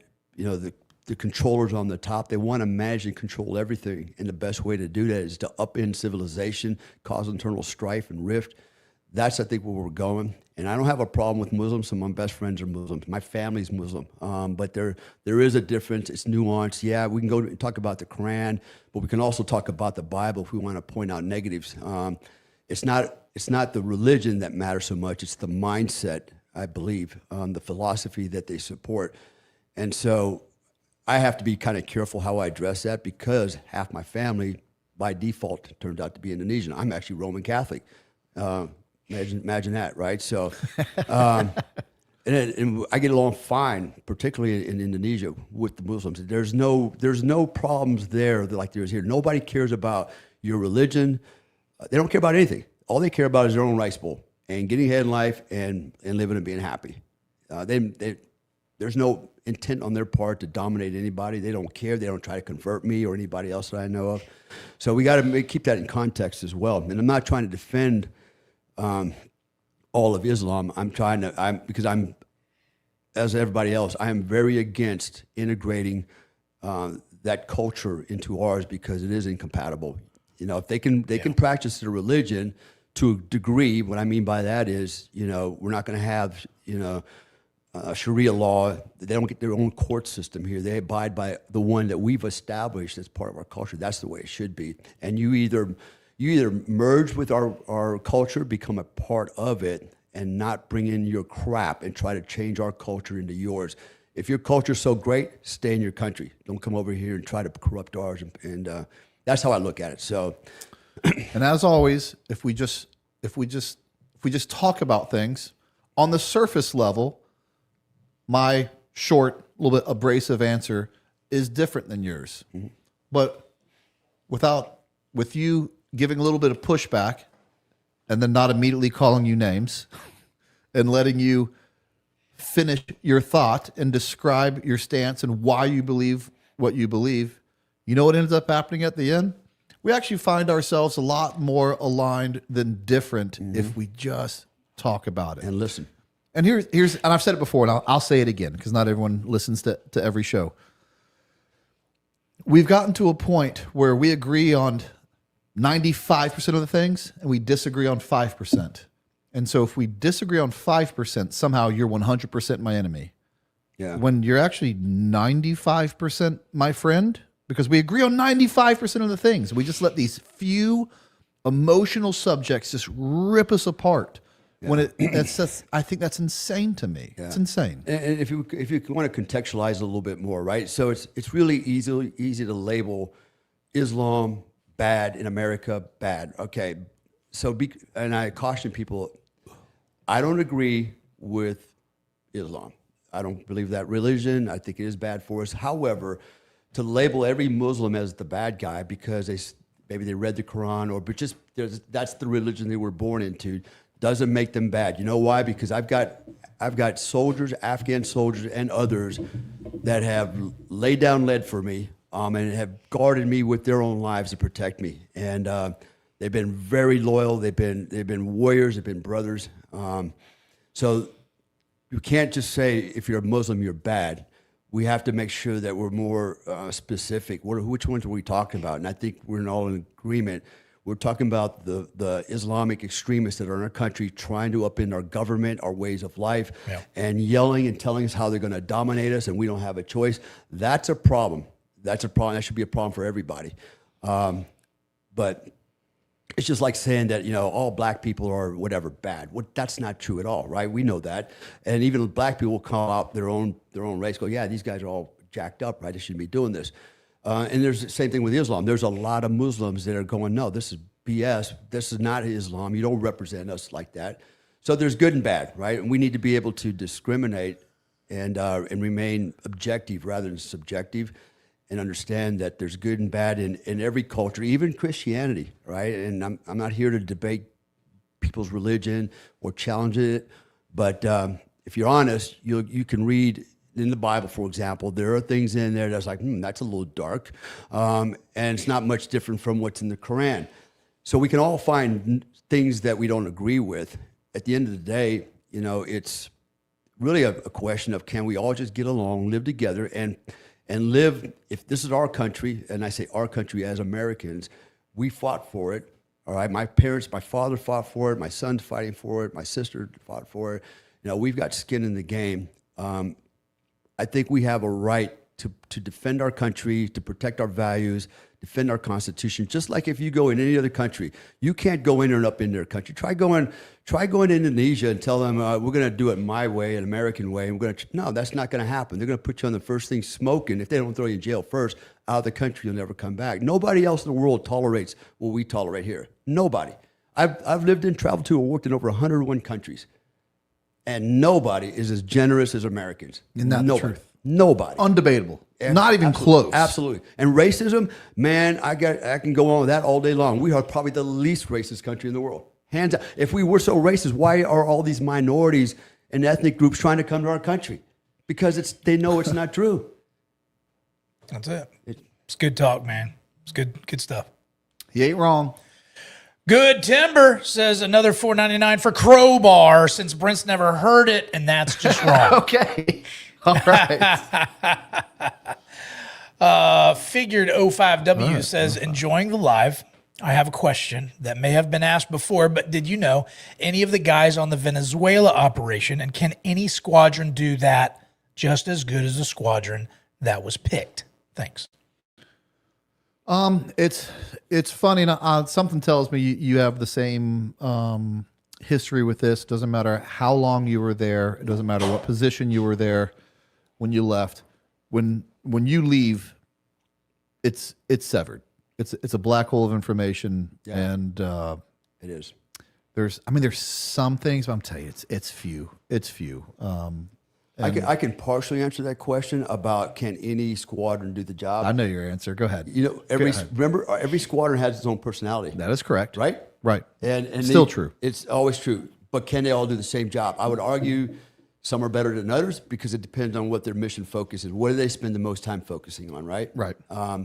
So I can leave it at that. And they would have all got the equal chance to train up for it, because that other squadron got a chance to train up for it. So could any squadron do that mission? Probably. I think if they trained up for it, sure. Absolutely. I saw it when in my tenure there. Absolutely. I saw the commander select the squadron he wanted, because he paid attention to what the squadrons were focusing on as far as their medal tasks and their training. Right. You know what? You guys have really worked hard at this. You've got the best SOPs. You're going first. All right. There you go. Holy Fook says, Brent, do you ever put lifts in your shoes? Brent, Dale. When did this become a hate Brent's height episode? No problem with your height, man. It started in Patreon. If you're missing out, but you need to join Patreon. Brent, Dale, have you ever had to go on a mission under a disguise? I have. Oh, that's a good question. I have. Me too. There you go. And that's about all you get from me. I'll take a little bit further on Sure. that one. I've done it. I've gone and impersonated terrorists, literally. The crazy part is in my civilian capacity, some of the things that I'm involved in and have done, actually included my wife, who also wore disguises. Not because she's an active operator or nothing like that, but she definitely played a role in surveillance, counter-surveillance stuff. So yeah, using disguises, that's, man, I can really make myself look old. I mean, if I look old now, I can make myself look really old. That's not hard to do, but sometimes that's what's required, depending on what you're doing. I've done it all day long, no problem. Gus, formerly Lone Star, has a very serious question for you boys. Dally. Well, this is just for Dally. There we go. There we All go. right. Nice. Unlimited. Here it is. Which one you want? Unlimited stakes for life, but can't shoot anymore, or unlimited bullets, but got to go vegan. Dun, dun, dun. I'm taking the steaks, man. I know. I'm taking the steaks. I am. I'm addicted to red meat. I need steaks. I don't need to shoot people anymore. I can just run you over. Tell you, Give all my stab bullets you. to my wife. Yeah. I could have steak 3 meals a day. I could, like steak and eggs, a steak sandwich, and a fillet at night. Every meal of every day I could. I pretty much live on the carnivore diet. I've been doing carnivore for over 3 years. Love it. Just eating steak, chicken, eggs. Love it. Just Nut 11B. Thank you, man, for the love. There he Says, is. checking in from a church function. Next check-in will be while smoking a Delta. Allison Shane's "What the Hell Have I" outro for $50. Didn't we get that? We did that last week or the week before? I think we did. But the man has spoken. All right. Holy Fook back in again. Dale, Brent, what's a mission you never went on, you wish you could, and why? Sure. I can answer that. Every single one that I didn't do at the unit is the mission I wish I could have gone on. And I don't even care if another squadron was doing it or if this is a combat rotation. Every mission you don't go on, I wish I was on. I was absolutely addicted to it. Every blowout that happened that wasn't on our schedule, I was jealous of. I wanted to go on everything. I'm selfish like that. No, I agree. Being in the unit was like, we used to call it Wally World for a reason, right? So it was like Disney World for men. Because every day you go there, it was like, it really was an adventure. I mean, I used to look forward to going to work in the morning. And when I came home in the evening, if I came home at all, you know, I was like, I couldn't wait for the next day again. Because you're going to do so much cool stuff, shooting and obstacle courses and lifting and driving and jumping. I mean, every day was just a jam-packed day. Same thing. Every mission I miss is like the one I wish I would have been on. Yeah. You know? Here's a story I've never told because it didn't really make sense, but it makes sense with this. If I was home, I would go help the other squadron pack out and then look around for teams that may have been short or needed my assistance. I never got on one. I almost, I'll tell you which one later. I almost got on one and like, yeah, we could use you. But I couldn't get the certain approvals to go. But even I would go help other guys pack out, try to get on their missions. Yeah, that's addictive. It's very addictive, and the longer you're there, the worse it gets. You know? No, it really is. It's actually problematic for some people, man. It's operator syndrome, right? So, you know, you have high allostatic load every day. It becomes almost like a drug. And then when you retire, you leave, you do something else. It's like a downer, man. And then you try to replace that rush, and you look for things to do. And a lot of guys started getting into risky things to do, you know. And you know, and I'm not gonna go into it, but there's guys over there who've committed suicide after they left, you know. And it's not just operators, Delta operators. It could be law enforcement. It could be ER doctors. For sure. Anybody in that that's under that load every day. When you take that stress away, it just doesn't feel comfortable, and they need it back. Probably explains why a lot of women keep going back to the guy who keeps beating the shit out of them, right? It's like, like they got so used to it that not being beat seems abnormal. So let me go back to doing something that's normal, like getting the hell beat out of me, right? So We had a guy that retired from the unit, and I think within a year, he got into base jumping. And at the time, I didn't understand why, and he died. I didn't understand why. And then I left and I go, I know why he did that. Right. He was trying to replace the adrenaline rush, Yeah. and regular parachuting won't do it. No. And he got into base jumping, and So and true. died. People ask me all the time, what do you do? And I never had that issue because I was always engaged, always looking for things to do. I built the company right away. Actually, pre 9/11, I already had it built. I got involved with the other group, right, for almost 10 years, concurrently running other businesses. I'm always super busy, and I'm doing the things I want to do. And sometimes I do go back to the well for another drink, right? And I do, Right. But just to satisfy the thirst. And then I know one day I might fall in the well and never get back out. It's just part of the nature. But that's what I have done to avoid that, because it's really easy to define yourself from who you were, right? Rather than define yourself who you are today. When people go, they comment, you're a Delta operator, blah, blah, blah. Like, that was a long time ago, by the way. And I don't define myself as the Delta operator. That's just one of the things I did in my life. Today, I'm a PhD. I run multiple businesses. I travel the world. I'm involved in a lot of other things. So I define myself by what I'm doing today. And more importantly, I define myself by what am I doing to help other people. And this is where Yeah, you have a purpose. purpose, right? And so, again, I don't want to use names, but you'll know what I'm talking about. There are guys out there, they run their yap about what they did. I did this, that, and my question always is, what are you doing today besides teaching firearms course, right? Or, whatever weird thing you got going on, because that's all you can do, because that's what you define yourself. What are you doing to help people? What are you doing to improve humanity? What are you doing outside your little comfort zone? What are you doing? What else have you done? And I think that's really important. And it's not about, again, I'm going to use, I killed a bunch of people. I did this, I did that. It's not about that, man.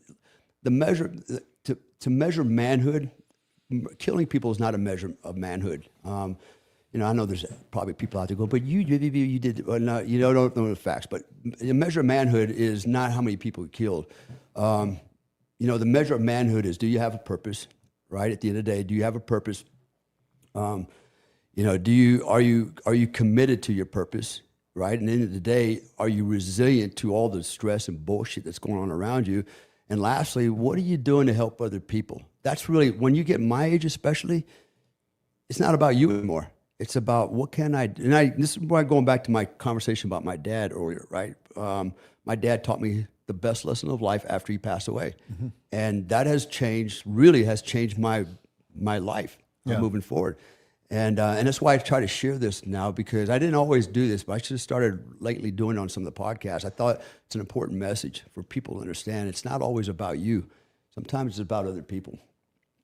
I couldn't agree anymore. Everything you just said, there's nothing to even add on to that. That's perfect. We all have multiple lives.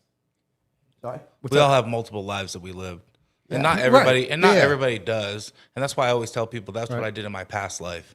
Yeah. With the fighting and the mini truck stuff and all that. What are you doing now? Exactly. Right. Yeah. Exactly. And for those who don't know, that was Magnet talking. I know they couldn't see him, but it was. I think they see me enough.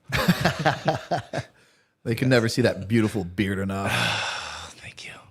Mason Goodwin says, Brent and Drew, love the show. Dale and Brent, how often did y'all train combatives in the unit, and how often did y'all use those combatives on target? Oh, good. Song, Ballad of the Green Beret, $10.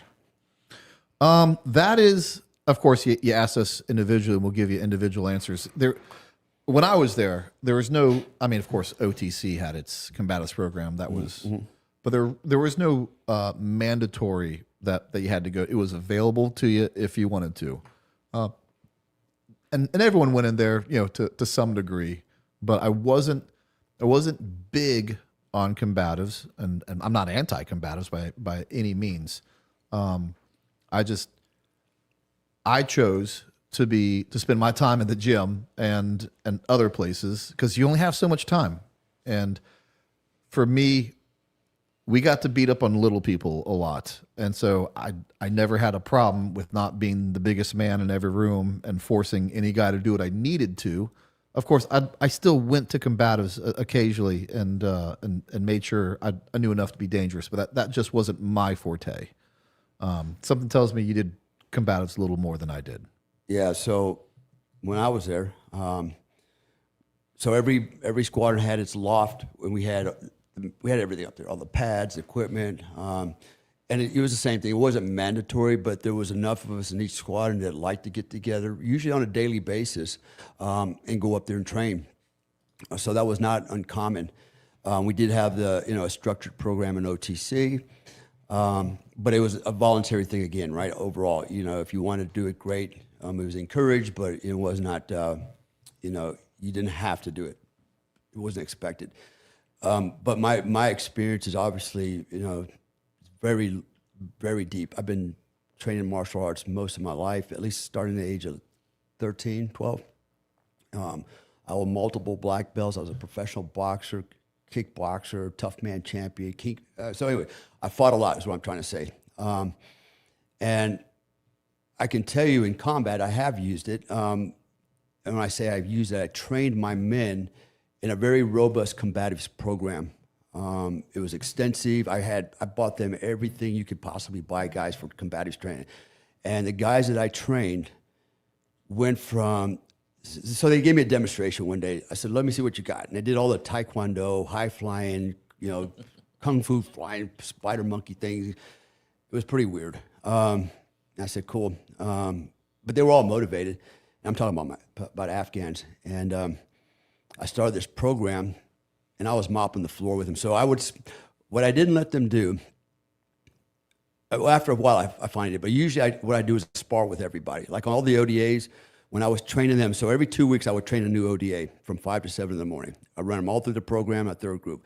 I didn't let them spar each other because I know they'd kill each other. So I was the pivot man, right? They had to spar me. I'd give each guy 3 minutes with me. You had more control.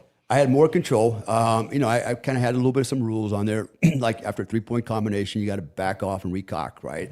If you hit me 4 times, I'm going to crush you. Same thing with the grappling. I let them grapple because they couldn't hurt each other too bad. Right. But with the Afghans, I kind of let them go for broke because those guys were savage, man. They just beat the shit out of each other, and they liked it. And I even gave my guys an option. I said, man, you don't have to participate in this. If you just want to go run PT somewhere, you can do that. Not a man ever not showed up. They showed up every day for 18 months. And I used to wipe them out. But toward the end of my time with them, I got an awakening one day. So I decided I got there. First of all, I had 2 Rangers show up, right? Red. And they're like, hey, you think we can grapple with you guys? I said, sure, get in there. And they got their ass handed to them. Like, and then I jumped in there. And one of my guys beat me. He just didn't know he beat me. He had me by the balls, man. He choked me out. And only reason I didn't go down is because I'm not going to go down. But he had me, and he figured out, well, maybe I don't have him, so he let go, thank God, because I didn't go under. But that's the moment I realized I met mission. I did my job. These guys are ready. And, man, they'd go out on a target. They handled Taliban in a whole different way from the beginning. Holy cow, man. They were, I agree with that. I don't want anyone to think that I'm two-faced. If I was Afghan size, and I'm not saying that you shouldn't have been proficient at that's not what I'm saying by any means. I'm just saying with my mindset, if I was Afghan size, I would absolutely be doing combatives. Here's another thing: if I was a cop, I mean, we'll call it my playing weight. My playing weight was 215 to 220. I was a large man. But you know what? I could go into a 7-Eleven here in America and not be the largest man in that 7-Eleven. Yeah. If you're law enforcement here in America, you would better train hand to hand. And if the environment changed, what I trained for would change. We just had a really set schedule, if you will. Yeah. But anyway, that's, well, I remember. I mean, you're right. It was that way for us too. And I trained quite a bit. It was just my passion. I wanted to get really good at it and proficient at it. It teaches you a lot, not just how to fight, but it's good for your mind, teaches discipline, control. I've made a lot of money doing it. So, I was all self-taught for the most part. But it does have its place. To answer the question again, yeah, I've been doing it for a very long time. I've trained many people, and I've actually trained people to use this in combat. And I actually have guys that actually used it in combat in life and death situations. Like literally what I taught them, that one move saved their life. So I'm pretty happy about that. All right, Holy Fook says, Mr. Clydesdale. That was a good one. Did you ever ride a horse on any missions? Oh, man, that's a good one. Yeah. So, all right. So, yeah. Okay, this is crazy. So I learned how to ride horses with a certain group. Why? Because we need to know how to pack a mule, ride a horse, do everything you need to do to ride a horse in combat. And so I got pretty proficient at it, with very intensive training. And then I go back overseas, and it just so happened the location that we were at, we had our own stables, and we had a bunch of horses. We had probably 18 horses. And by the way, in this country, they don't cut the nuts off the stallions. They leave them on there, right? So they're not just regular horses. They're mad horses. And we had mules, we had donkeys, right? And so I show up day one. I've had all this cool intensive training, and I'm like, I'm gonna go ride one of these horses, right? So I go down to the stable, and I tell the stable hand, I go, give me a horse, right? Pick me a horse, give me a horse. And he does. But I'm not a fool either. So I show up, I got my holster on, I got my 9mm, my Glock on my side, just in case. And you never know how things are going to go. He brings out this big black bastard, man, big stallion, beautiful. He goes, there's your ride. And by the way, the saddles were made out of wood. If you're riding a horse, a saddle with it's made out of wood, yeah, that hurts. That doesn't sound fun. Yeah, well, it's that part of the world. And so everything's going good. I get on the horse, and I back him up, turn him to the right, give him a little kick, goes forward just like he's supposed to do. We go out the gate, and I'm like, cool, this is not so bad after all. Because normally, like especially in Afghanistan, if you ever watch they ride the horses over, especially the patrols, the sentry patrols, they always have a club, a stick, right? I call it the tranquilizer. But because these horses are so full of energy, and they're constantly gnashing at each other, and just, they're jockeying for position, these studs, these stallions, right? So they need power steering, and that's where the stick comes in to kind of control them. Well, he didn't give me power steering. Okay, we left that piece of equipment out. I don't know if that was intentional. So I get on the horse, I start riding a little bit. That's going pretty good. I didn't invite the guy to come and ride with me, but he took it upon himself to get on a horse and thought he was going to go ride with me. When he shows up with his horse, it was a whole different dynamic. So suddenly the horses want to race and fight, right? Two stallions. And I'm the amateur, right? I'm going to admit, I just got trained, so I'm like the new guy on the system. He's the old guy. My horse takes off at a dead run. Like dead run, because they want to compete, but mine just leaves the other one in dust. And he won't even hit the brakes. We're going up this hill to a listening post, observation post. It's manned with about a platoon of guys up there, Hesco's.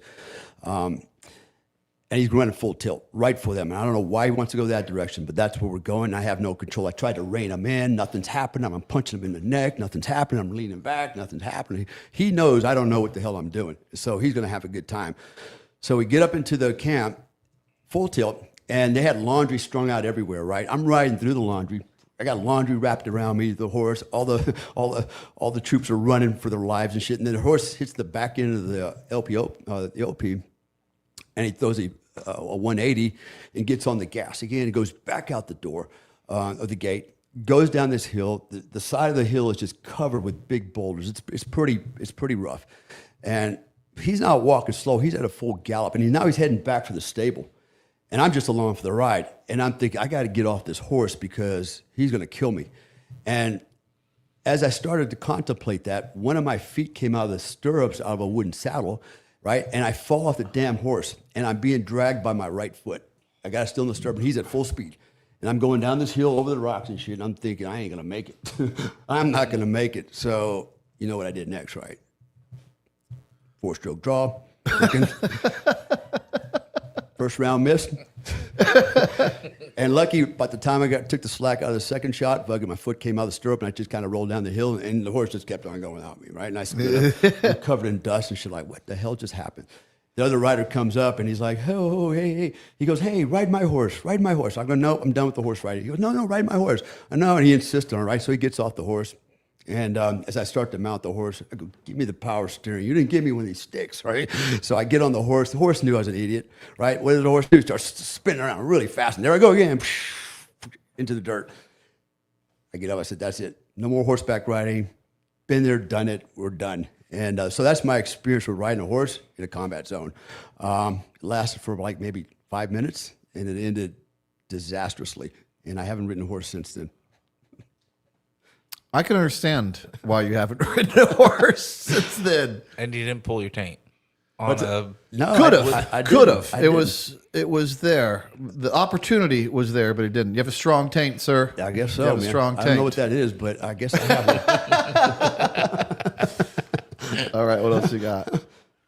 All right, Holy Fook says, Dale, did you work with 22 SAS during the first Gulf War hunting scuds? Oh, man. Your thoughts on Bravo 20, especially Chris Ryan, a.k.a. Colin Armstrong, on his E&E from Iraq into Syria? Yeah. I've worked with 22 SAS before, and I'm very familiar with that story, like super familiar with it. And there were a lot of lessons learned during that time. And one is, which we as, at least Americans and as a unit guys, we always carried at least 2 quarts of water, right? Water's important. They didn't. I remember that. And I don't know if it's written in the book, Bravo 209. I never read it, but I got the debrief. We got it actually from him. And he mentioned how, yeah, we didn't take water that was that important, right? So we didn't carry a lot of it because we just used it for making our tea until we got compromised and had to run. And we didn't bring enough water to run with. And so I'm very familiar with the story. And that's a hard lesson to learn. A lot of guys passed away on that run. What's interesting, I do remember, is one of the guys he described on the team was actually pretty big, muscular guy, and he was like one of the first guys to go down. You know, he was, and, you know, I'm not saying big guys can't have endurance. Of course they can, but he was the first guy who went down. He kind of attributed Right. There is a give and take to that. Yeah. His thought was the weight, his own personal weight, and just metabolically, he was not ready for that kind of a movement. The weather was super cold, super icy, man. I think they actually talked about the snow, icy conditions. But who am I to judge, right? Shit happens. Tragically, it did happen, and it's happened many times. I mean, we can talk about, Lone Survivor, Marcus Luttrell, that team. I knew that team. I can't go into all the specifics on why I knew them, but that's an example. There's another example I can think of from third group team during Desert Storm. There comes a point where when you're compromised, you need to just leave and get out of Dodge and reset and start over, and you can't let your guard down. You just can't assume that, oh, I don't think they'll bother us. Like, hey, that goat herder just saw us. What should we do? Maybe he won't tell on us. Let's continue mission.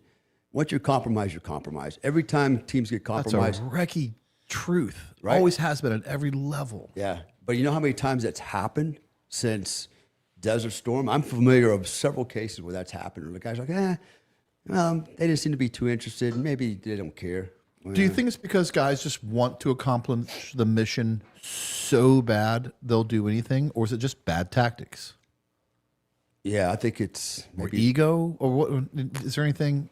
I don't know, because I mean, these guys are not dumb guys. Right. They're good guys. But we all make bad choices sometimes. I don't know. I can't say why. But you might be right. There's this drive, this desire that we have to finish the mission, right? Complete the mission, because it's beaten into us. It's ingrained into us, complete the mission.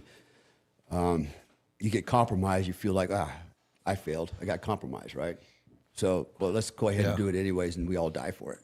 Yeah. So sometimes you just got to own up to it. We got compromised. To get us out of there, we'll reset and start again another day. Yeah. All right. All right, Zuby says, Dale, what's your thoughts on Israeli and Zionism? Man, here we go. Let me just say this. I don't like, although I have commented on religion, I try to avoid some of these conversations because, look, I don't know, man. Israel, Zionism, I've worked with Israelis. Some of them ain't too bad. Some of them were douchebags, couldn't be trusted, just like everybody else on this planet, you know. And yeah, I really can't honestly answer that question. I don't have a real comment on that. I don't think badly of anybody, particularly Jews or Christians or even Muslims for that. I think I already stated that. I look at people from the individual merits and from a different lens, I guess. I try to be a little bit more understanding. I don't know what they got going on. Honestly, I don't know what the Jews got going on, the Zionists. I don't know. Maybe I'm not informed enough on that. That's a good answer. All right, M24 says, is there a top Delta squadron, or is the bell curve pretty similar? On the blue side, red, gold seem to have a good rep. Is it similar on green side? As it should be. If you ask each squadron who's the best, they will tell you that they're the best. Maybe they are, maybe they're not, but that's the answer you'll get, and that should be the answer. So I'll tell you my squadron was the best, because that should be you better believe at that level that your guys, your squadron are the best. And my squadron was the best. But just so happened, it was the same squadron. Apparently it's been the best for a long time. Yeah, because I made it that way before you got there. Zuby says, Dale, thoughts, Nick Fuentes, the Mexican white supremacist, and your overall take on streamers entering the political media space. All right, help me on that one. Nick Fuentes. I've heard the name. Anybody got anything? Yeah, I know who he is. Some people would consider him an extreme right-wing conservative. I don't follow him closely. I know who he is. I don't know enough for him to be a white supremacist. I'll probably get in trouble for saying this. Someone will clip it. And but what I'm concerned about is because I just don't know. I don't know what he said. I do know what Charlie Kirk said, and he's also been labeled a white supremacist. So I don't know if you're calling him that because of facts and data that he's presented, and you don't like the facts and data and the way he presented it, or if he truly is. If he truly is a white supremacist, I have no time for him. If he's just digging in on data that some people don't like, and therefore because they don't like the data, they go to name calling.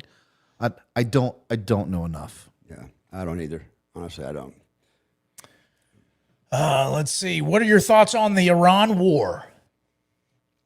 What do you think, Dale, about the Iran war? Yeah, great topic again this morning. Man, we did a whole podcast in my car this morning coming up here, 6 hours. So here's my thoughts. In fact, that was the question that was asked me this morning. First of all, I'm pretty sure Donald Trump has the highest IQ of all presidents ever in the United States. I believe it's over 160. Irrespective of that, I think he's actually a pretty smart guy, and he's playing chess. Everybody else is playing checkers, and he's got a way of gaslighting everybody out there. When he said, "Oh, we're going to annex Newfoundland," right? He wasn't serious, but everybody's like, "Oh my God!" You know, they got all riled up while they're looking over there. He was doing this over here. What I think is going on in Iran. Do they have a nuclear capability? Probably not anymore. Can they probably get it again? Yeah. Have they threatened to kill a lot of people? Yeah. Have they killed Americans? Yeah, for a very long time. We know we were fighting them in Iraq. But why did Trump do that?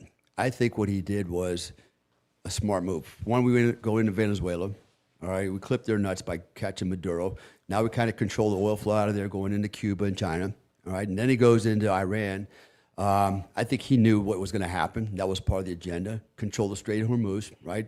And then what's also interesting is there's one more strait that's key, and that's the Straits of Malacca, right, in Southeast Asia, which the Chinese need to run their oil ships through.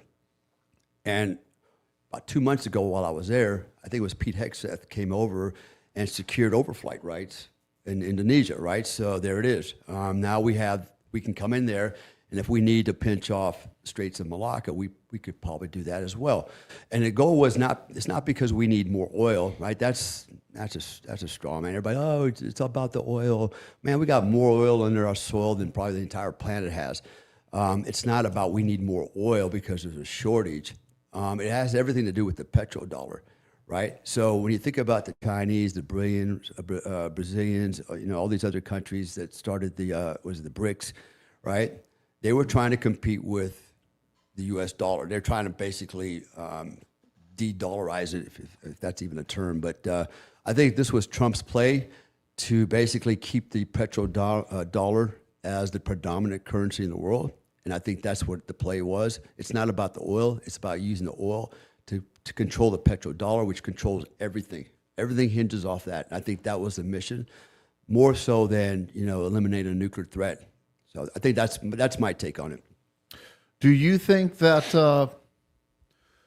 Do you think one? How much longer do you think this Iran war will go for? And then I have a follow-up question to that. Yeah, that's interesting because I have to wonder too. Why does Trump keep doing these MOUs with these guys, and then they violate them, and there's a little fight, and then more conversations, more fights, more.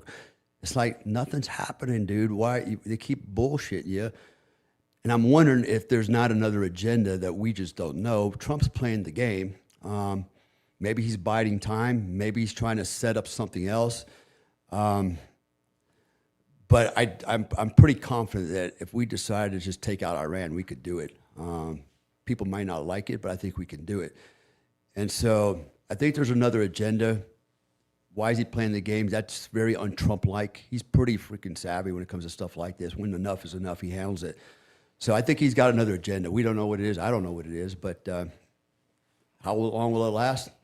Until Trump's met his agenda, goes, okay, now we can take him out. So I think maybe a couple more months.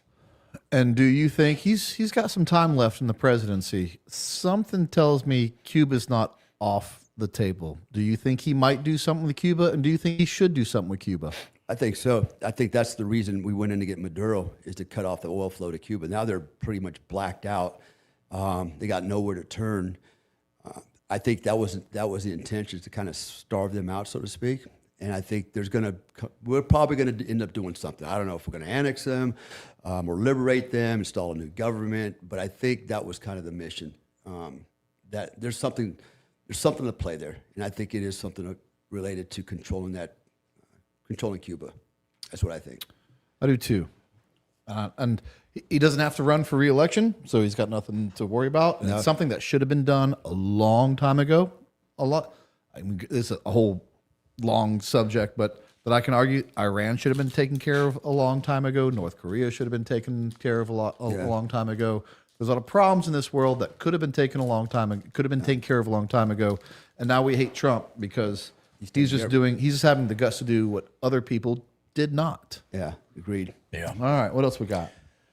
All right, Joe's got you, says Dale. Brent, did you guys see the movie Young Washington yet? I had the chills. Oh man, I have not. No. I'm going to see that. There's two movies. It's so. I was going to go see it the day that I was going to go see it. I went and looked at the theaters. They were playing it that day, so I was going to watch it the next day, and it was out of theaters the very next day. Didn't get to watch it.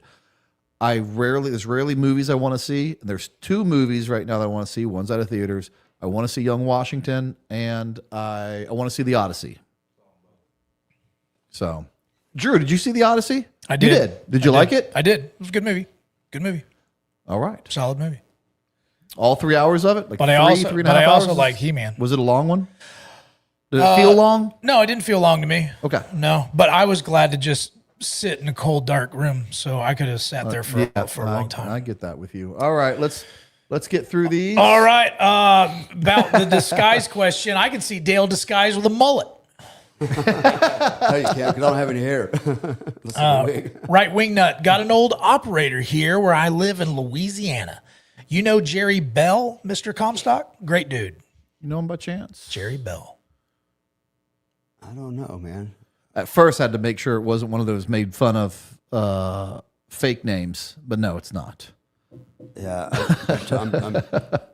I'm going through the Rolodex. All I'm right. trying to remember. Michael Huss. Have you guys heard of him? Terrible General. names. What's the last name? Michael Huss. He's local. No, I do not know Michael Huss. No. Jimmy wants to get him on the podcast. We'll hook that up later. Yeah, absolutely. TJ Paris says reports of large Russian drone attack on Poland. Ooh, I have not heard that. That would be so stupid of Russia. They can't take care of Ukraine. Don't give Poland a reason. And I don't know if they would do that, because if they attack Poland, Poland is a part of the oh my gosh, I can't believe I'm forgetting words now. What's that? NATO. Of NATO. Thank you. My gosh. And so if they attacked a NATO country, then everyone would have to come together. Am I correct on that? Give it to our Europeans to make sure I'm correct. That's one of the benefits of being in NATO. If you can understand my accent, yes. Ow! Why are you bringing up old stuff, Kevin? Hurt his feelings. Exactly. Yeah, no, it would be a direct engagement with NATO, and Russia doesn't want that. that's not on the table. All right. Well, I'm not saying you're wrong. I'm just saying that would be a Correct, yeah. stupid move on Russia's part. Holy Fook says, who is the worst enemy on a mission? It's the dang goat herder and their bell-ringing goats. More folks have been compromised by goat herders than anyone else. Do you agree? I mean, people. And well, dogs. of course. And dogs. Gosh, dogs is Dogs is the dogs is a good one. He said, I said, and people. He's of course, goat herders are people, but it's not all goat herders are people, but not all people are goat herders. If you follow that logic. But dogs, people underestimate the amount of dogs that bark on a mission. And how far out they'll hear you and compromise you. Oh, Especially man. the big ass dog. in Yeah, I Afghanistan. know. Yeah. Dogs is if dogs ain't one, it's a close two. Yeah. I would give him a 1 for sure. All right, this is our final super chat All so right. far. Zuby says, thoughts on John Karyakul and the CIA torture program? Thoughts on it? Do you have thoughts on it? I don't. Do we know who John Karyakul is? I do, because he was on the great Dalton Fisher podcast, and he's been on a couple of other podcasts.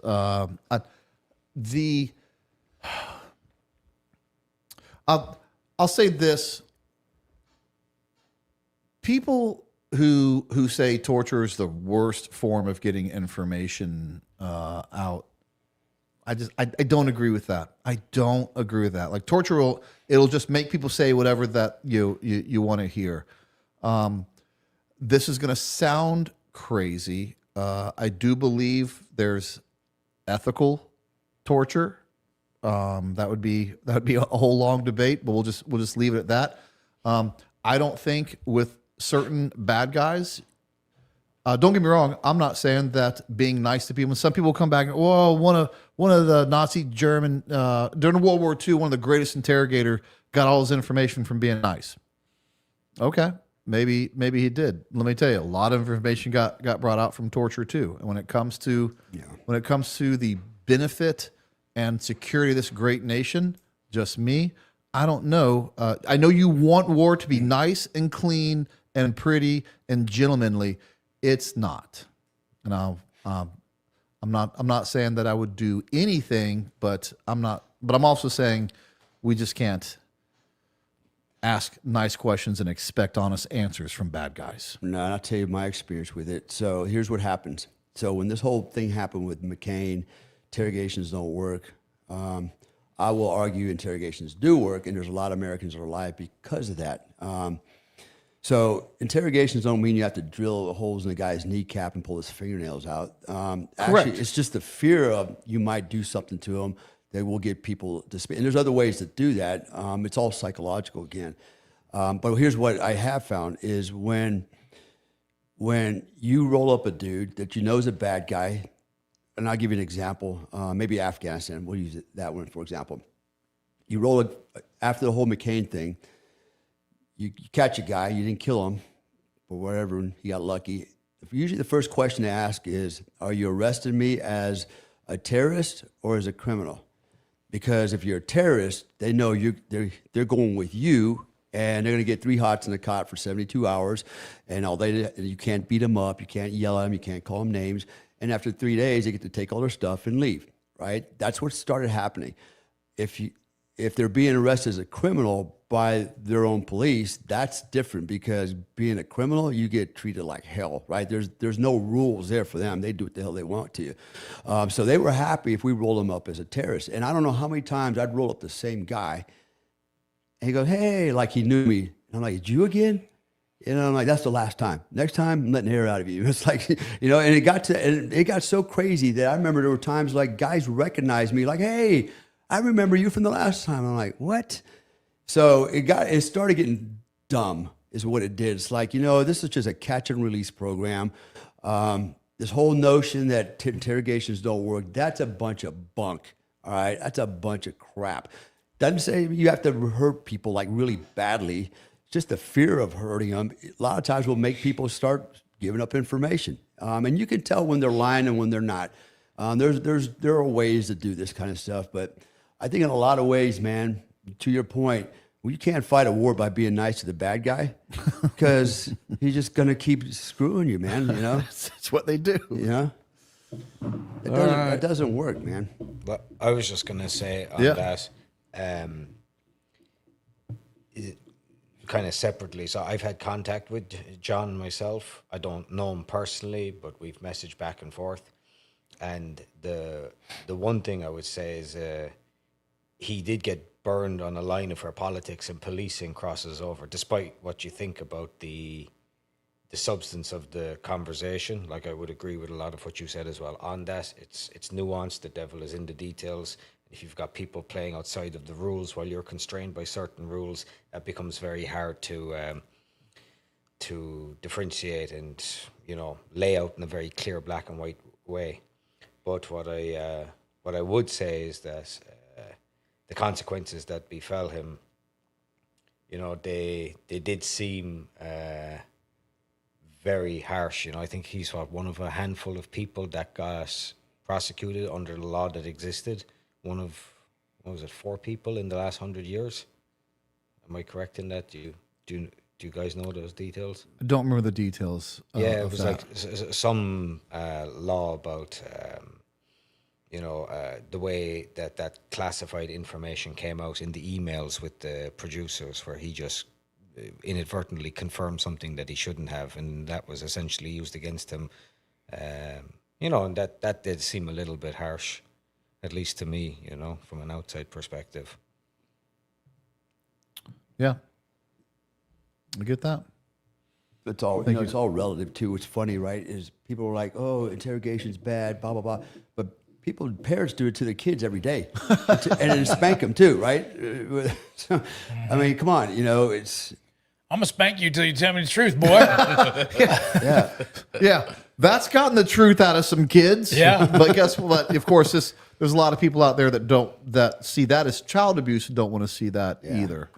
I learned a lot from my daddy. Yeah. Our daddy lined us up and said, all right, I'm spanking each and every one of you until the one comes out and says it. That's true. Or the others rat him out. That's right. And he hurt innocent kids to get the truth. And he got the truth. We were never innocent. No. Just because we were getting a spanking for something we didn't do at that moment. That's right. Doesn't mean we didn't deserve a spanking for something he doesn't know about.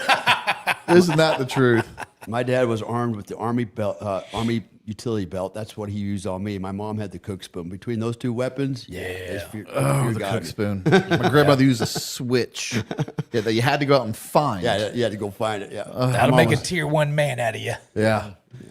Few more coming in here at the end. Yeah, we do have a few. Let's see. TJ Paris has sent what I saw to your Insta DM. So I don't know if you saw Bigfoot. I don't know what that's about. Sent what I saw. Okay. All right. Saw something. Just another 11B. Shout out to Magnet, the tier 1 Pew Pew. SBR is bad arse, and you probably played my outro. Last week I was working and missed it. Wiley donated more for his anyway. I can't take all the credit for that. I just put it together. Brent picked everything out. Oh, thank you, Magnet. Thank you. Brad Freeman says it seems military leadership is extremely risk adverse, afraid of bad press. It seems like in Vietnam, it was a wild west, especially for SF missions. To some degree, I'll tell you what. I'm reading the book About Face by David Hackworth, Colonel David Hackworth. God rest his soul. What an amazing American. And let me tell you what is hilarious to some degree.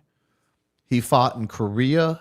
He fought in Vietnam. I'm just now getting into the Vietnam section, but everything that man dealt with in the 50s is still going on today. They're just called something different. Careerism was alive and well then. Risk adverse commanders was alive and well then. Commanders that cared more about, being political than killing the enemy was alive and well then. It's just so funny. We think we have a weak army now, and all this is news, and all this is new. Yeah, it's been going on since war has been happening. Yeah, LBJ was our leader then. It just trickles down from that. Yeah, it's so funny to see him bitch and moan about all the army problems, and I'm telling you. You could pull it out of the history books and plan it into today's war, and it'd be the same exact thing. Rinse and repeat. Yeah. Eric Olson says, last one for either of you. What's the weirdest thing you have ever seen on an op? Oh, I got a good one too. I think I've told this story before. I mean, there's so many weird things that happen on an op. Maybe it's a tie. I saw one teammate get off of a cupola, go left, but the cupola was offset and all the way to the left under night vision. You can't really see below you a whole lot. And he walked right off of the second story or the rooftop of a one-story building. Might have been two. That was pretty crazy to watch. Oh, no, I got it. I was with the Afghan commandos, and the commandos wanted to bring this goat back. And I was like, I don't know if we can bring a goat back. I don't think the 47 crew is going to be real happy about bringing a goat on board. But they were good commandos, and they bugged me. They really wanted this goat. And I was like, you know what? F it. If we can bring dead bodies onto a 47, we can bring a goat onto this 47. So I said, all right, bring the goat. You got it. And I was going to deal with the air crew later. And the 47 is coming in, and we're on this just shelf of of terrain, and there's this little walkway that's like chest height that was just below the flat level top of this terrain. The 47's landing here, and we had to stand on this little shelf right below it. And for whatever reason, I look over at this Afghan. He lifts up the goat over his head, and then he throws it like 50 feet to its death. And I'm thinking, whoa, why would he do that? Why would he bug me so much just to kill that goat? And I get back and I'm like, all right, get the interpreter over here. Who killed the goat? I thought you wanted that goat. And apparently, I don't know why he decided to. He goes, but the goat was kicking in his arms when the 47, all the noise was coming in. So he got underneath the goat and wanted to lift it so the legs would be flapping, but the goat was so unstable and he was so weak, it looked like he threw it. And I was like, all right, you weirdos. That's the last time you asked me for a goat. I didn't think I'd ever have to tell a man that. But yeah, that was probably the weirdest thing I saw. I've seen a lot of weird things. One that kind of stands out, and it's kind of weird. It is weird, but it's kind of sexual. So we go hit a target. I'm not going to mention where again. And so we breach the door. So the external door leads into the living room. So the outside door, we're going to breach that door. We blow the door, and there was a lot of shrapnel. There were a lot of missiles from the door, the charge, and it went to the far wall and literally just splattered the entire wall, just a lot of debris over there. And then on the far wall I'm looking at this door here, there was a master bedroom door, right? So you come in from the outside, you go through the living room. If you go across the living room, you end up in the master bedroom. So boom, we blow this charge. Guys go in, we're clearing the corners, secure. Okay, next objective is that room, that door. And I'm on the point at this time. So I run forward, I open the door, I go through, and I was kind of shocked because as I run in through the door, I run right up to the bed, a big bed, and there's a dude on top of a chick having sex. and they're getting it, right? And I'm like, how does that work? Because that charge just went off. It was like a nuclear weapon. The whole wall is just splattered with fragmentation. And it took us a second to get in there. And now I get in there, and I'm right on this. The walls were shaking. I was right on the edge of the bed, and he's on her, and he stops, but he stays on her, but he's like this, and he looks at me. He's like, "Hey, come on!" He's pointing out, like, "What's the problem? Let me finish. I'm busy here. That was pretty much what he was saying. Hey, I don't know why he's from New York in my mind, but okay. Yeah, Because it's funny. he said, "Let me," like basically he was like, "Let me finish this, right?" I'm working here. I'm working. Yeah. And so I was a little like put off by that, like, how dare you disrespect me, right? So I said, get out of the bed. So I punched him in the head with the muzzle, right? And he rolls out of the bed, and the other guys grab him. And then the chick, she had some big boobies on. I got her out of the bed. I said, go in the corner and cover it with the sheet, And the guy had guns and money and all kinds of crap laying on the dresser. But he's about 32, something like that. But that was one of the most insane things. I've seen other ones like that in different countries. I've seen guys wake up literally like hugging a chicken, like who sleeps with a chicken, right? How many times have you done CQB and run into a room and tripped over a goat or a cow? Like, what the hell? It happens. Yeah. It happens. There's all sorts of things they don't replicate in training, nor could they. No. All right. Absolutely not. What else? All right. Good Timber says, my grandfather whopped me with a boat paddle. And he also says, last bid for crowbar, it boosts testosterone. Oh my gosh! All right, we'll Play do that we'll crowbar do we'll for this do man. we'll do a twofer. We'll do a twofer. But first, what do we? Oh, that was bad. No, that is not the song I wanted. Mean Street is what you're getting first. Hold on. All right, while he's looking that up, guys, just a announcement for Truth in the Dark this Sunday night will not take place. The live will not take place this Sunday night. I'm going to Daytona for the Florida Gang Investigators Association conference. So no live this Sunday night with Truth in the Dark. I don't know why Van Halen Mean Street is what we need, and I will try it one more time. This didn't come up in the search. Let me try it again. Van Halen Mean Street. Let's see if this is it. All right, when the music starts, you guys know this is the time that Brent reads the regular chats. That is correct. So make it count. Oh, let's see here. Truth in it. I wonder how much IR footage there is of dudes and goats. There is a lot of camera footage of dudes and goats. And donkeys. And donkeys. Oh, yeah. Yeah. Popping into support. We'll have to listen tomorrow. My right hand cheers, boys. That's from Teddy Roosevelt. Nice. Dale's. You already said it. Your EDC firearm is the EDC the Glock or is it the Colt 1911? It's both. Oh, both. Yeah. Depends on what I'm wearing. Yeah, eating beavers. Yay! Time for the pores. Oh, we'll rise and hide it. Let's see. Our Boar Hemingway, Dale. How was it working with Larry Vickers? Do you still keep in touch with him?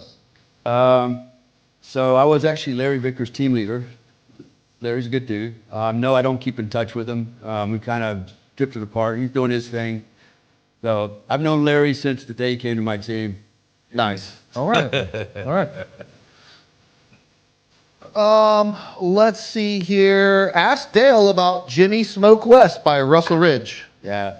Jimmy's my martial arts mentor. Okay. Guy's amazing. He really is. I regard him as a very formidable and dangerous fighter. Can you beat him? No. Never could. No. Not even your best. One time I did hit him, he put me to sleep. There's always someone badder out there. Isn't that the truth? I don't care who you are. But he was nice about it. He picked me right back up, dusted me off, and I wanted to fight some more. He goes, nope, you've had enough for today. So I said, okay, thanks, boss. Damn it, Skip McPhee again. Team, I'm not. We didn't skip McPhee. We talked about him. Unless there was something else in there about him, I'll look for it. Have 1 second, Drew. Have y'all had experience with the drone operators at 160 this SOAR? I didn't know they had drone operators, but I've been out a few years now. It wouldn't surprise me, but our job is to carry people for the most part, so I don't know why they would have drones, but it wouldn't surprise me at the same time. Yeah. Hey, Dale, do you teach classes here in the great state of Florida, the gunshine state, if you will? Sometimes. It just depends. I don't have a regular courses or anything like that, but I do set up trainings as people requested. All right. Let's see here. Jim put a lot of people to sleep, says Russell Ridge. I don't know. Shall HVX says, I can't even hunt a moose now. I got in this weird rabbit hole down YouTube shorts of moose charging people and hurting people in Alaska. And there's video after video after video. They're scary creatures. They're big. Gosh, they are big. I think the question about McPhee was his singleton missions. Oh, they're so blown out of proportion and dramatized. The truth isn't that crazy. In the dark. The truth rarely is that crazy. Who runs the best CQB school in the U.S.? Well, that's easy. The Delta Force does at OTC. I don't think that's the answer you wanted to hear about that. Maybe you were looking for something else. And you can go to that school. Me and you went to that school. Yeah. I mean, you can. You can go to that school. Very expensive. It's up to you. Yeah. It's up to you.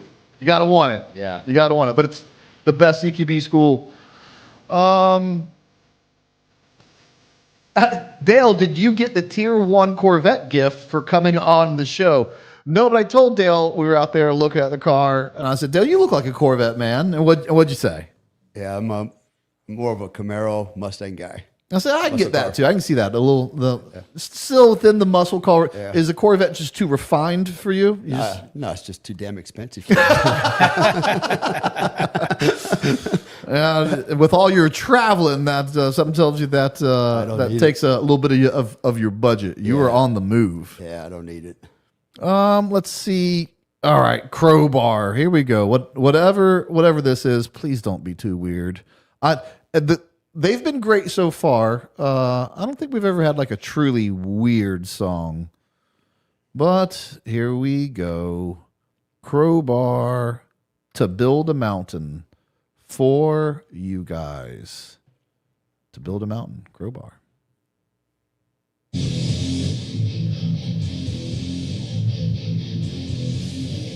All right. Oh, really? James Recky, Dale was one of the first people to call out Rob's bull crap even before it was a thing. Is that true? Did you call out Rob's story for not being the truth? Yeah. I know for a long time it was bullshit. And there's a reason I know. He doesn't know, but we have a very common association. You and I talked about it on the phone. I probably should not bring it all up, but right. I'm going to implicate other people. But I already know it's full of shit. It's full of shit. Are you getting sued? No, not yet. That's not fair. That's not fair. Yeah. Well, I mean, that's not fair. I just yeah. Right. You can sue me for what? I have an opinion. I don't believe the guy, but I have reason not to believe him as well. So yeah. Well, isn't that crazy? All right, we'll go back to the music because I wanted to hear that. Let's see here. Dwazi says, Magnet, don't get too hungover. You have to do it again tomorrow. That's true. Yeah, I'm ready. You gonna bring the pew pew tomorrow? We have a Patreon giveaway. We got the Patreon sites today from we did. Saber From Tyler Gray, essentially. Yes, Tyler Gray. Yeah, yep, Yes, sir. Yep, Tyler Gray's coming on the show. So everything will be on tomorrow. All right. Oh, actually, I love that car. I had a 1988. Dusty Go Tigers says Dale rocks a 1986 IROC Z28. I used to. I had a 1988 IROC Z28. I love that car. I used to. Yeah, sure. And I'm telling you, now that I got that car, if I ever have real big boy money, I'm going to finally go back, get that 1988 IROC Z with T-tops, and do it right with adult money. Yeah. I would love to do that. I had a red one. Ah, Red on nice. red. Yeah, mine was black too. As you can see, I got a thing for black sports cars. Yeah. I had an 88 Mustang GT. You would be a Ford guy. Oh yeah. Gosh, don't mind their trucks, but I never could get behind their cars. Just couldn't. not American. The 302 will Is that never. because you were too fast?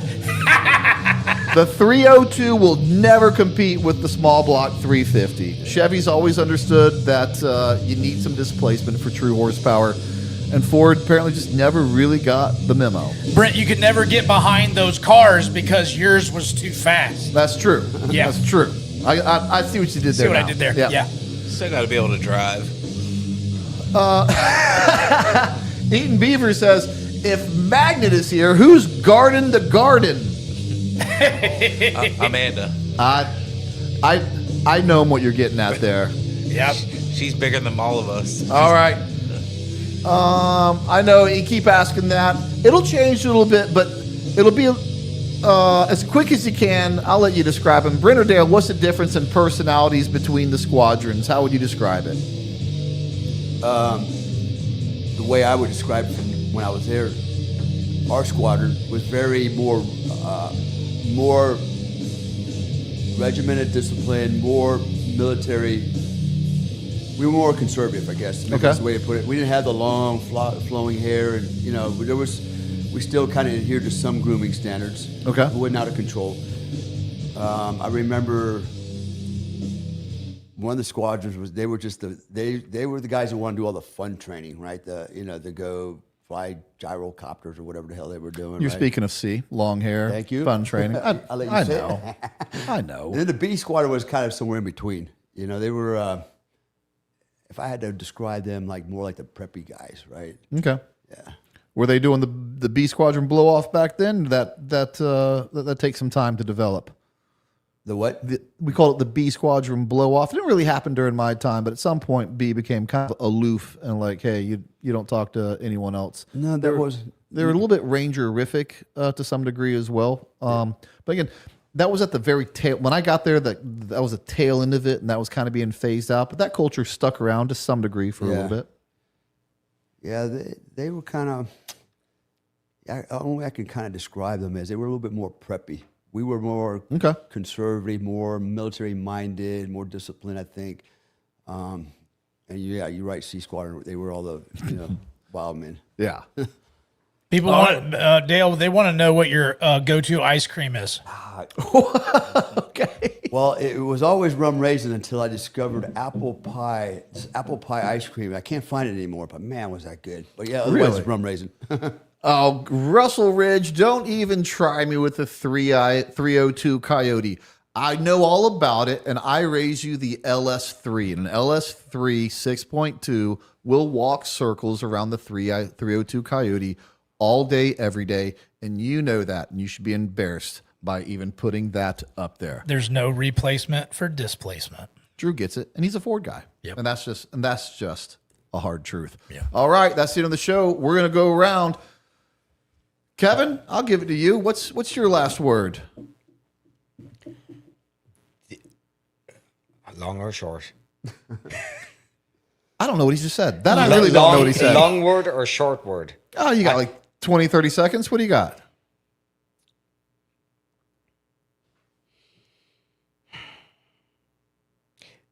Never judge a book by its cover because, as we touched on with a question that was put to Dale earlier, not all the facts can be talked about publicly on certain topics and subjects. And even at the worst case scenario where people make mistakes, nobody wants to be judged by their worst moment for the rest of their lives. So I think we need to have compassion for each other and understanding. And if we can keep those in our focus, that can help navigate us through what's probably going to be some interesting times. Okay. Nice. Magnet, what say you? I'm not as intelligent as that, but go check out lionarmsusa.com, and there's a new shirt coming out. It got dropped last night on the Patreon. right. So if you're a Patreon member, go check it out. If not, subscribe. Do it. Do it. Tier 1 podcast, Patreon. Do it. Drew, what do you got? Well, guys, go to frcc.shop for the best coffee, cigars, and bourbon you've ever had, in my opinion. And Truth in the Dark is my YouTube podcast. I do a live almost every Sunday night at 7 o'clock Eastern time. Won't happen this Sunday because I'll be out of town, but check it out when you can. All right. Dale, you are in the hot seat and the guest of honor. You get truly the last word. All right, great. Yeah, you know, I don't even know where to start on this. You had the most time. I went to everyone. You knew it was coming to you. Yeah, I know. I was still thinking about what he said earlier, right? Trying to interpret all that. Like, what do you say? Let me sure I don't say the same thing again. The accent is not that difficult. No, you know, I've been on a lot of podcasts since 2011, after I started doing the Hollywood stuff. And I've always come on these podcasts, not here to brag. You know, people can interpret things the way they want. I don't make money off these podcasts. I like to go out here and I run my own businesses. I travel around. You know, I live a pretty good life. And so what I like doing is training and teaching and sharing information with people. I always have. I've always been, I think, a teacher to some degree or another. So when I get on these shows, it's here to share experiences. Maybe somebody will learn something from it. Sometimes I'm really disappointed. That's why I stopped reading the comments a long time ago, because people will sit there and judge you. They'll hate you for no other reason. It's just really it's them looking in their own mirror going, that's all it is. It's just they don't measure up, or they don't feel like they measure up, so they got to tear you down. Like the old saying goes, sometimes people will blow out your candle and make theirs burn brighter. But that's all I'm here to do is help people, share information, share experiences. And I think the world is bigger than, just shooting people. I know guys want to hear the cool war stories. And there's a place for all that, but I also think there's a place for, personal and professional development and learning from others. And that's all I'm here to do is just share information. Expanding on the comment Kevin said earlier, somebody, asked an accusatory question. Of course, I didn't answer it like they were hoping, because that was deliberate. Because, like he said, you don't know what you don't know. Yeah. And I've told this to lawyers. I've told this to journalists. Okay, you get to know what I want you to know, right? I'm not a fool, and so I'm going to tell you what I want you to know, or I'm going to tell you a lie and have you go down different rabbit holes and laugh at your ass. I'm just not going to sit here and incriminate myself or talk about something you know nothing about. I'm not here to share information related to stuff that allegedly happened, because I am in litigation. So I guess if I had to say anything to everybody out there, stop being so judgmental, all right? And just remember, you don't know what you don't know. Take the information, process it, whatever it is, and ask yourself, is this valuable to me or not? And if it's not, just discard it. If it's valuable, great, you learned something. Yeah. Everybody just stop being so damn nasty, man. That's all I can, it doesn't bother me. I don't give a shit what you think about me. I really don't. But let's try to do better, Let's try to do better as humans and men. Can we do that? So that's my thing, man. Thanks for having me on the show. Man, absolutely. I like sharing information.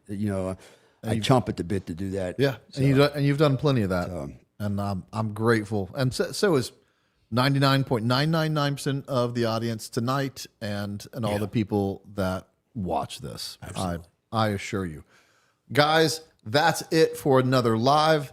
It was a special Wednesday night live. We're going to see you in less than 24 hours. In about 21 hours, Mañana. We'll do it all over again, and this time with the strength and conditioning coach, former Green Beret, Rusty Witt. He was at the University of Florida, making young men better as well. And I love that aspect about him. And we'll talk all about that tomorrow night. Thank you, guys. See you soon.